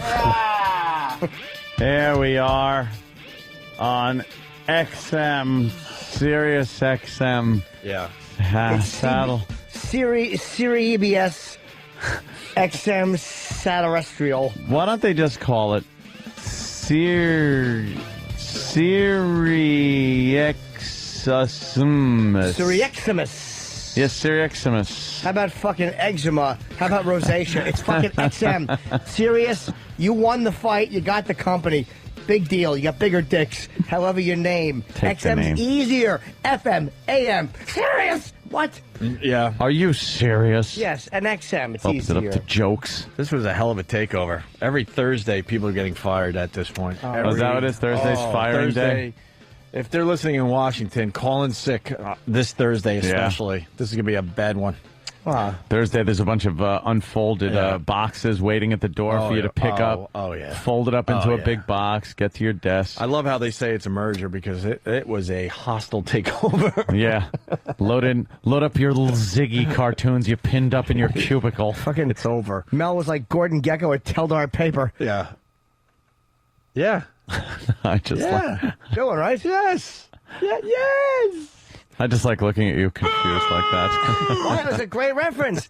His greed is good, where he fucking shit canned everybody. Yeah, he just chopped heads off. Oh boy, did he! Hey, my thought, not that anyone cares, but I say you come up with a completely brand new name because I think both companies had some rocky roads. They both had a rocky road to where they're at today, and you just kind of like clear the field and start Something over. new. Oh, like I was at. This means nothing. I understand that. I'm gonna start acknowledging some of the stuff Nice. I say means nothing before I say it. It'll make me sleep better at night. I was at Shawnee Inn up there in the Poconos. Ooh, the Poconos. I was driving home from Scranton, and I did a little drive-by because my parents... You wanted to go in the big champagne glass? No. I thought that was every place in the Poconos. That's on the other side of the mountain, the hacky side. Trashy side. Yeah, my parents had a timeshare up there for a long time, and I went... I was showing the girl a little of my past. So we went to Shawnee Inn for lunch. And they have a golf course there that I guess used to have like PGA championships and stuff, or PGA whatever. And they had pictures on the wall. Dude, Jackie Gleason teeing off on the first fucking hole at Shawnee Inn. And I thought of you yesterday. Wow. That's the only reason I'm bringing it up, because I know you're a big Jackie Gleason fan. Gleason. But they had yeah. many pictures of him. I guess he went up there and played a lot of golf back in the day. Yeah, he was based in New York. It wasn't a Hollywood thing. Right. He did the show out of New York, so I'm sure he they had Bob spent Hope time up there. That's where all those bastards went for entertainment. Yeah, it was the thing to do. Like all the people left the city and went up into the mountains for the weekend. Now they go up to the Hamptons or down to the Jersey Shore. But in the day, it was the mountains. It was all about the mountains. And they had pictures of Bob Hope. They had pictures of Ed Sullivan teeing off, Arnold Palmer. Did I say Mickey Mantle? Mickey Mantle. So I just thought of it. Little history. Yeah, it was pretty cool. I saw that piece of that show about Gleason. What's his name from Brad Garrett? Yeah. How was he? He was.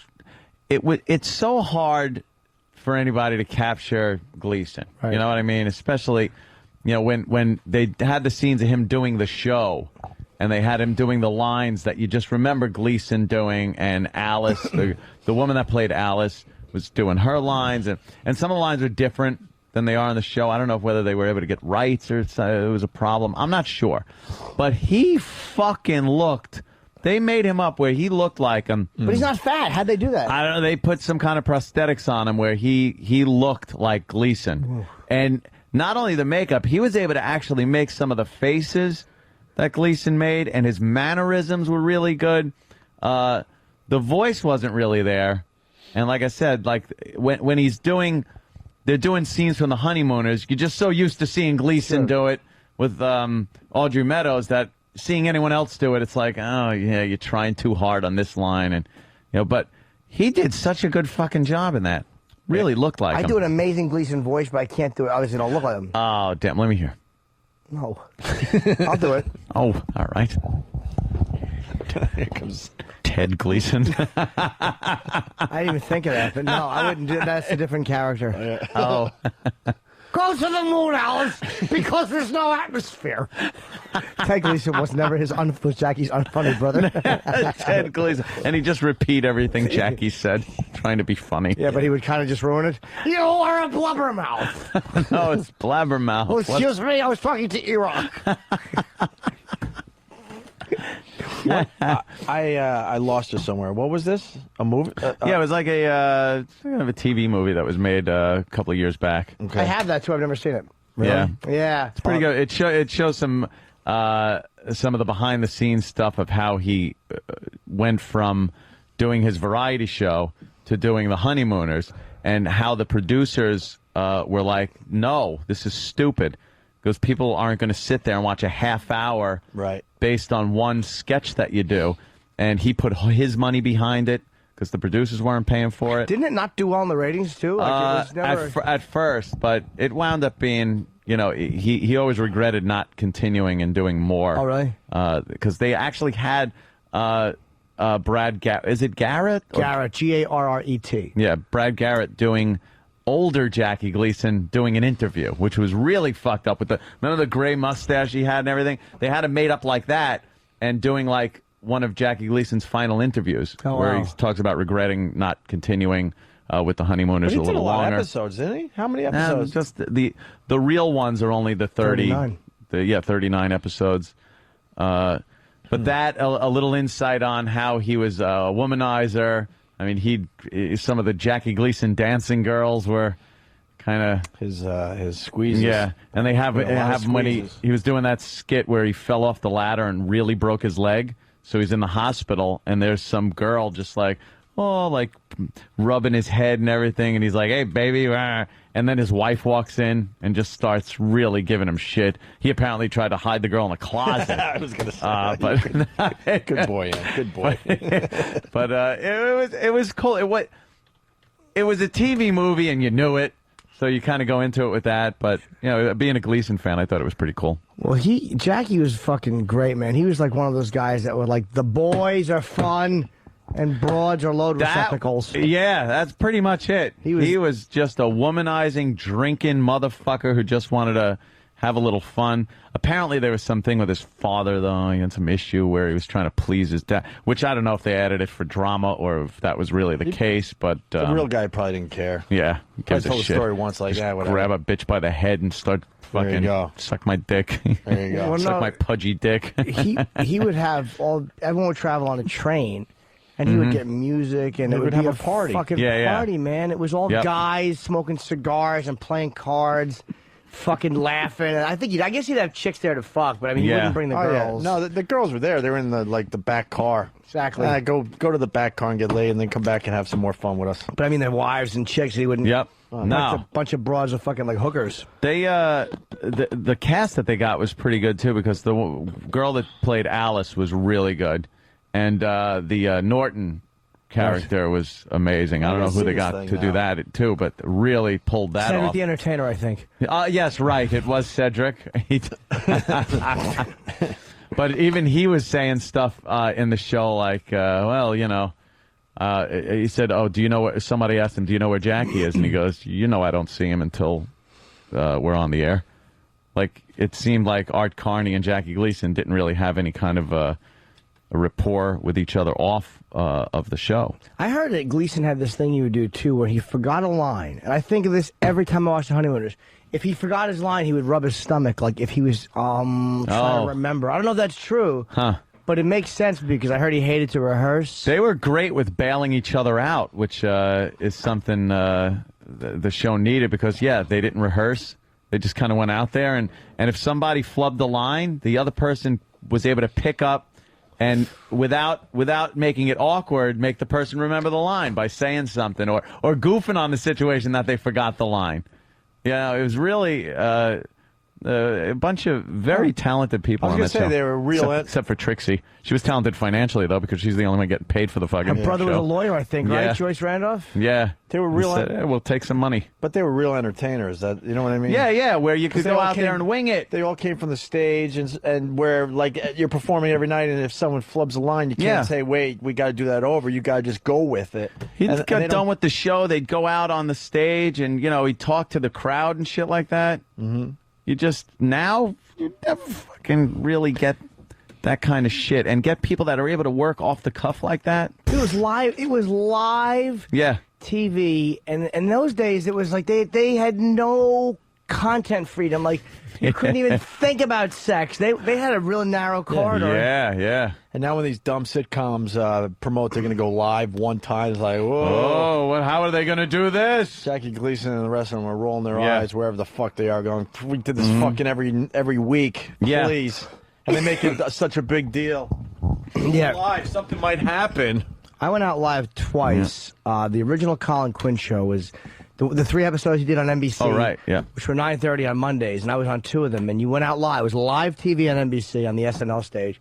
It was intimidating. I mean, because you knew if you fucked up, it was. I remember Patrice forgot a line, and we were sitting there. He had us sitting at this table, and Patrice forgot something. And I was watching him.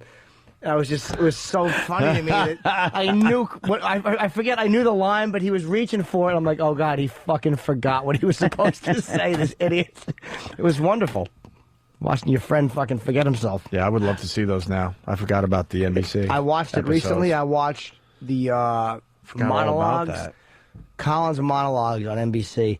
It annoyed me to this day that fucking Jeff Zucker, who was there for the last one, didn't pick him up. He liked the show, but it was just too edgy, the racial stuff. And That's too bad. the fucking monologues Colin did were great. People on Instant Feedback, they all went and saw Ghost Town. Not all, but a bunch of people, and they're saying it's a good movie. Yeah, it looks good. And that Bob Kelly and his fat arms flailing had them laughing really hard. So, hey, Brooklyn Ace was on hold, and he had to go do his job, I guess, and he wanted to know what's going on with our contracts, and and I was going to tell Brooklyn Ace, well, Anthony spilled the guts on that on Ron and Fez as well. Well, I kind of said, I was pretty good. I was like, I don't think you got to worry about that. It's been being taken care of, and don't worry, and blah, Hey, blah, blah. I would like to know. I will say this: everything is not fixed. I don't think that we're secure yet. That's all I'm saying. Oh no, I At all. don't. I don't believe that either. I don't believe. I've seen no things are- paperwork. I've seen Right, no nothing. I don't care what anybody says. No, you're absolutely right. Until shit is signed, until people have signed stuff, until there's definite stuff. It's all just, hey, we like you. Yeah, do you? Yeah. Let's get some stuff done. Hey, you're great. Yeah. Yeah.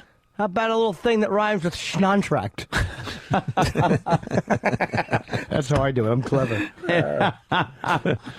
So that's contract, by the way. Perhaps more than that. Anthony will be giving the updates on his next Ron and Fez appearance. On all of my Ron and Fez appearances You'll that get I all do. this- you'll get the scoop over there. Do you know I've never sat in on Ron and Fez? Oh, you should. It's Oh, fun. It's a good I always time. feel like I'll be so much intruding. fun. It's a good time. No, you know what? You sit down, you let Ron be the captain of the ship, and you just kind of chime in. And there's plenty of good subjects for stories. And then Dave is just retarded, so he's a lot of fun. You know what it is? It's a lot less pressure because you're like, if it's a bad show, it's not on us. Dave's, yeah, exactly. You know what I mean? That's why it's fun to do the show. It's no pressure. You go in there, and if it works, great. If not, it's not my show. Dave's got the funniest gimmick now. What is it? When Ronnie says something, and Ronnie's great at doing the subtle joke that, like, you know exactly what he's talking about, but it's so subtle and barely there, but you're laughing because you know what it is. Right. And then Dave will just go, "Oh, you mean come?" Like he's just the obvious. Let me just throw out. Even though everyone got it in the genius, subtle way that Ronnie presents it, Yeah. Dave just blurts out the obvious Captain answer. Obvious. Yeah, it's really fucking funny. like it. Yeah, that's what I was getting at, Thanks, Dave. Dave. Yeah, Right. thanks, Dave. Hey, we got a Hoagie Boy trailer. Hoagie Boy trailer. Debuting this is Derek and Steve's latest.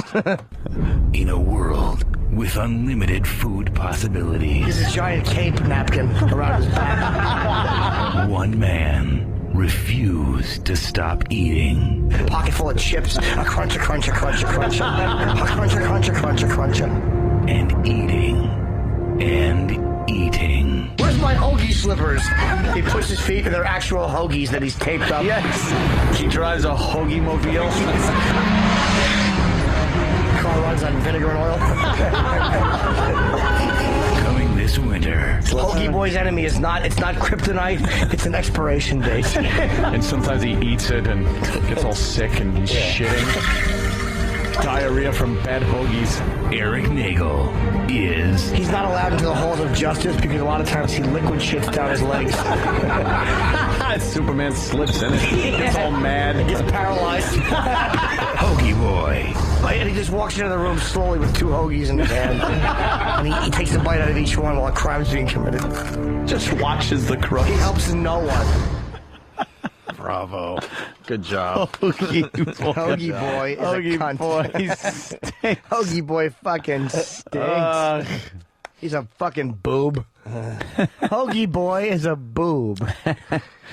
And can I just say to someone, that picture of you is very, very sexy. Oh, can we see Jimmy? Well, I'll show you after. Can after what? Why? I won't blow up your spot. Oh no, I know. I'm not. I don't think you'll blow it up at all. Oh no! Not at all. I might have left my phone over at. What? No, I didn't. It's not I got accessible. it. I got it. That What? scared me because I need my iPhone 3G. Honey, don't be fresh. All right. Hey, I was looking at some of the other stuff that is going on today. A couple weird things. In a world. Yeah, it was very funny. Volume. Well, this isn't that weird. 1/3 of white Democrats, yes, have a negative view of blacks. 1/3 of white Democrats. They asked them a few questions. It's not quite a negative view. They asked them a few questions, and What were some of the questions? They answered yes to them. Just their basic impression of black people, and not all black people, and it was like they think they're portrayed as. It's a weird way they ask the question, as like lazy, or prone to crime, things like that.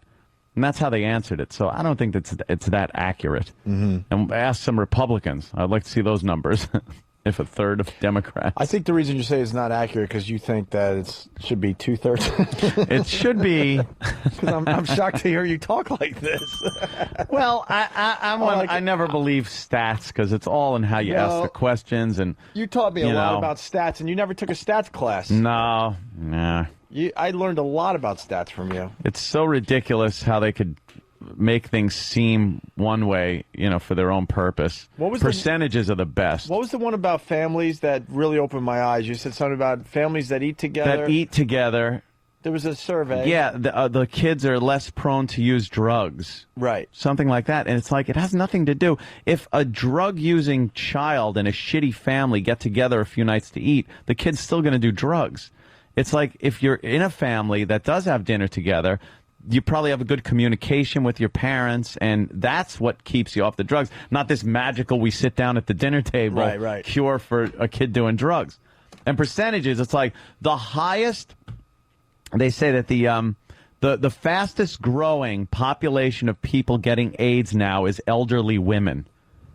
And it's like, well, if you look at it percentage-wise, if there were 2 with AIDS, and now there's 4.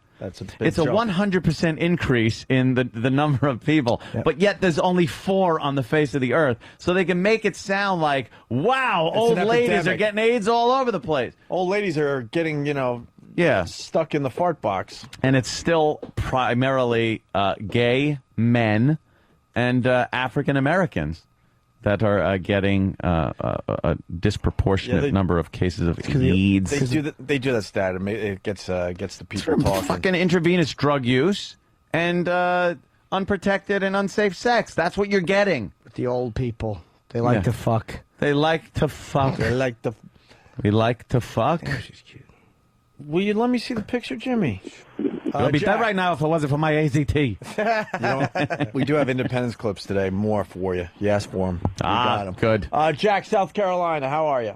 Hey, what's going on, fellas? Good. Hey, Jack. Happy birthday, Jimmy. Hey, thanks a lot, man. Really appreciate it. See how that slows everything down? Go ahead. Hey, I'll talk quicker. I'm just teasing you. Hey, listen, Hoagie Boy needs an arch enemy or arch nemesis, and I think it should be Jared from Subway. No, Hoagie Boy's arch nemesis is Scale Man. He's a flat thing with numbers on him, and whenever Hoagie Boy steps on him, everyone laughs and points. That's what Scale Man does. When Hoagie Boy runs into a room to save somebody, Scale Man lays there. He's got to have a couple, though. Like every superhero doesn't just have one nemesis. So maybe Treadmill Man. I knew Ant wasn't feeling Scale Man, and he was right. Scale Man sucked a bag of baby dicks. Good. Scale Man should get fucking hepatitis. But Elliptical Girl, I believe.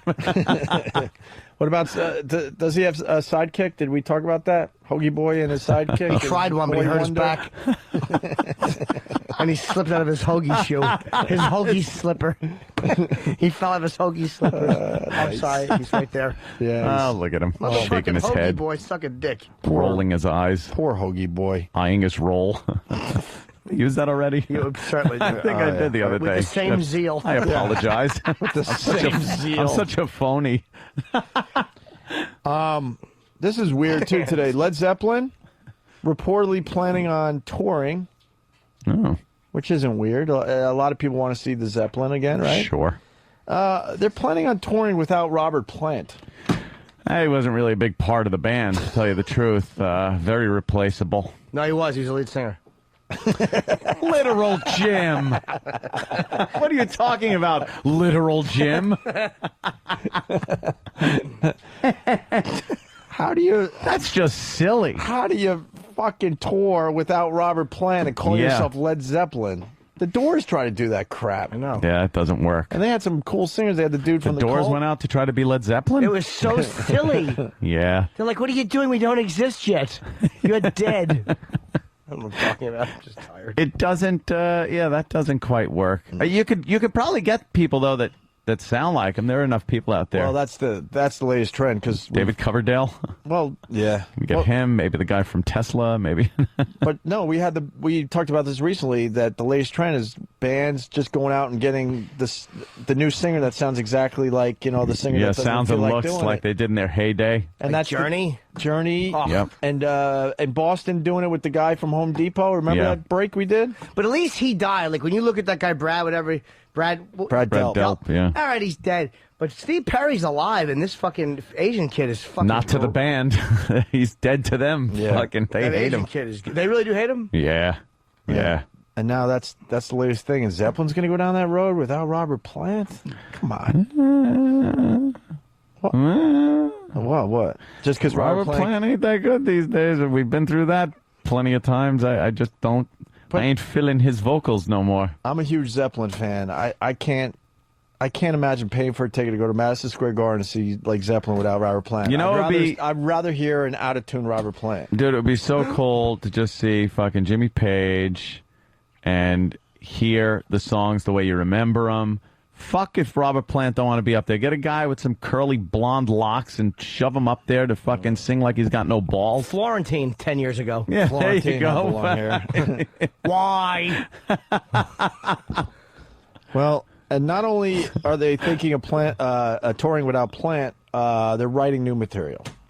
New songs. Now That's kind of cool. And Travis came in and goes, the three guys are writing new material. I'm like, no, there's two guys. Yeah. And John Bonham's son. Now, who wrote most of the biggies for Zeppelin? Was it? That's a really good question. Was it Robert Plant? That's a very Was it good Jimmy question. Page? I think a lot of them were Page Plants, right? I think so. Page Plants. Yes, sometimes they just put the name on there for I understand. publishing. I'd like to know who really wrote the fucking things. That's a good question. What did John Paul Jones do? Yeah. Did he write some of that Maybe stuff? he wrote everything. Is he dead or alive? Maybe Bonham wrote every fucking hit. Imagine if like that happened, like a Foo Fighters arrangement. Yeah, Dave sure. Grohl.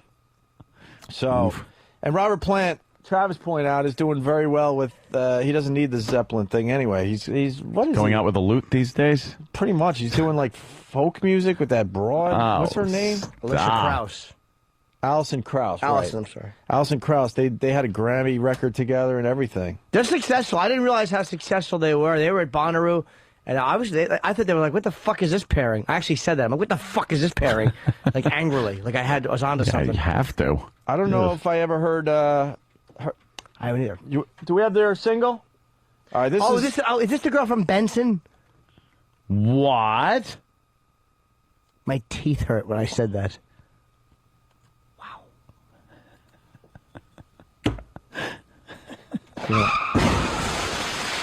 Does anybody remember laughter? Be more funny. It's very rare that I'm actually embarrassed after a line. Could you explain that one? Yeah. Because I was really even trying to figure out like Alison if I have the Krauss. knowledge to get that one. The lady from Benson Yeah. was Krauss. And so I said, So you have to be a Benson fan to get that A joke. Benson. You have to be a real Benson You have to fan. be a hardcore. I go to the conventions every year. Benson fan. right. So the lady Like, was, I hear I you, barely Benson. know who Benson was. Robert Guillaume. Robert Guillaume. Guillaume, what the fuck his name Or is. whatever it is. And then there was the Jimmy says governor. getting angry. Did you watch Benson every week, Jimmy? I haven't seen Benson in fucking 10 years. I'm waiting for new episodes. You remember Krauss? How you not? I hear you. He would always motherfucker behind her back. I wasn't a big fan of Benson. No. Well, he was a snotty black guy. He was the original smug guy. He had some. He was pretty funny. Yeah. From Soap. Then he got his own. Wow. All right, listen. I Am to Radio what fucking a tub full of water is to radio. Just completely stop it. Explain it. Fucking El Zolcho. Listen, why don't we listen to Alison Krauss and Robert Plant. This is why he doesn't feel like doing the Zeppelin thing. I don't think I've ever heard this. Not a fan of the Robert Plant solo projects. Although Tall Cool One Yes is a great song. Like the Honey Drippers? No. Everything seems okay, babe. You wake up and find that you're alone. 'Cause I'll be gone. This beat is fucking great.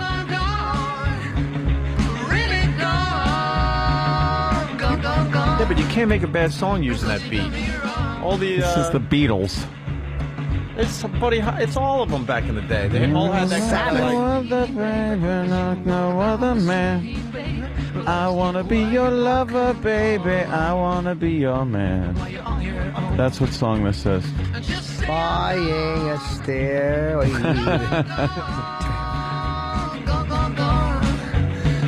You know what? It's a good song, but anyone could sing it. This would be a good What's song so in 1968. But what's so special that Robert Plant's singing this with Yeah, her? he doesn't have to sing this. She could have got any dude. Anybody. But it's Robert Plant. Maybe this stuff's easier to sing live too. Like when he's doing this. This is all stuff he originally sang with the voice he has now, Gotcha, yeah. as opposed to when he had a much younger So we voice. can go out and say, look, I'm singing. Fucking Norton makes a point. After that bomb before. You've absolutely did. I'm standing in a smoke-filled crater, and I make a point. I raise my finger triumphantly. No laugh, but a point. Hoagie Boy wants to know if we want to hear another song by this. We do. This duo. Well, Thank you. please. I can picture Hoagie Boy enjoying it. He's got two Hoagie fucking buns on his head with a little thing attached to them. He's got music piped into it. Hoagie headphones. Oh, wait, we got another arch. Yes, sir. We got another arch enemy coming in for Hoagie Boy. Oh. That's why I was distracted, Cool. Jimmy. I'm sorry. That's Michael in Atlanta. Yeah, I got a nemesis for Hoagie Boy. I'm a sit-up. I didn't hear you. Yeah, we didn't hear you. Dr. Sit-up. Dr. Sit-up, yeah. One more time? Yeah, not again. It was the doctor sit-up. Doctor Sit-up. Dr. Sit-up, everyone. All right, let's hear the other one. Hope Hoagie Boy cuts his hand off. Some kind of accident that easily could have been avoided. Of course. He hadn't been holding a hoagie. He puts it in an elevator to hold the door so he can go down and get his chips. Just like amber, in colors red and gold, they set us on fire. There's something to be said for dying young in a band. You don't like this? Jim Morrison, Janis, Jimi Hendrix. It's nice, but what do you do with this? Well, he's probably close to 70 years old. He's in his mid-60s. Exactly. What do you do with this? Elvis, even. Right. This is what happens when the people don't drop dead. I need Travis because they're ripping off Kiss? Stupid Kiss. Stupid Roland turned me on to that dumb movie, and I sat through it with the guy and the girl. A love story, but they sing a lot of songs. I spit on your grave. They're ripping off, Once. Thank you, Danny. I didn't need Travis. I had Danny right here. Travis talking to my... Oh, okay. Roland turned me on to this movie Once. He did? Yeah. Sounds like a chick flick, The dude. guy's a musician trying to find himself, going through a breakup, meets this girl, and they're singing Sounds songs for the sweet. whole thing. I like music and lyrics. what was That that song for movie was Once? great. Was it? I Did you sit didn't through it? see it. Well, Why would I no. see that? I know, to tell you the truth, there was a few months I was kind of hostage to shitty movies. To be honest with you. What was the worst movie I you was had to just going to ask that. What was the worst one? movie you had to see during that hostage? Love Actually. Love Actually. Yeah. Adam Ferrara's in that. That's why it sucked. Was My Adam good? friend was in a shitty movie. No, Is it's that the one with the it's around a political campaign? Sleep. I didn't care. No, bad. The only reason horrid. It was on TV one day, and I saw Adam Ferrara in it. Is that the one that he was in? I didn't. Love Actually, yeah, it's a terrible name. Yeah. Yeah. Can we play the hit song from the Once? All right, listen. Tell me. That wasn't it, though. The worst one I saw was that stupid one with the fucking, where they're on the boat and, yeah. The Natalie Wood story? Not Kate Hudson? Wow. Yeah. Fool's Gold? Fool's Gold. Oh, boy. They're saying that's one of the worst movies ever made. Yeah, well, I'll People concur. are saying. And people are saying. Yes, people are saying. Yeah. This Alison Krauss and Plant, this is what they're doing. This is Once. The hit song from Once. It's the same. This is the vibe they're going for. You can turn it up a little bit. Maybe it'll sound cooler if you turn it up. I don't know you, but I want. Holy shit, this is putting me to sleep. Wait. This is terrible. Wait for the hook, man. Hook. See? This is droning. This is what Plant and Krauss are doing, though. I would bet 10 people are enjoying my observation. It's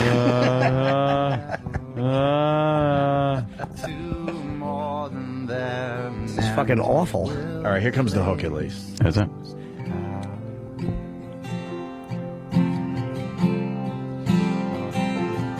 Bring it on home. Take this sinking boat and port it home. We've still got time. Raise your hopeful voice. You have Oh, God. choice. You make it. This is the same fucking song. Wait, which came first, though? This. Wow. Whatever. That's what Krauss and Plant are doing.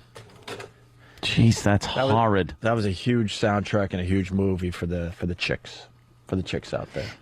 All right, we got Dumbest Person alive. Then we're going to take a break. Then Didn't he just play the clips for us? Hoagie boy. He's rolling his eyes in there, or eyeing his rolls. Look, in the dumpster, laying in a chaise lounge. It's a lump. It's a tumor. It's a hoagie boy. Hey, man.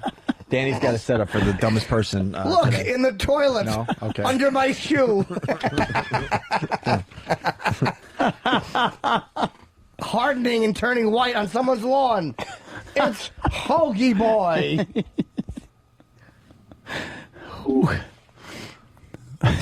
I wish I could. Look, in a sandbox being buried by a cat.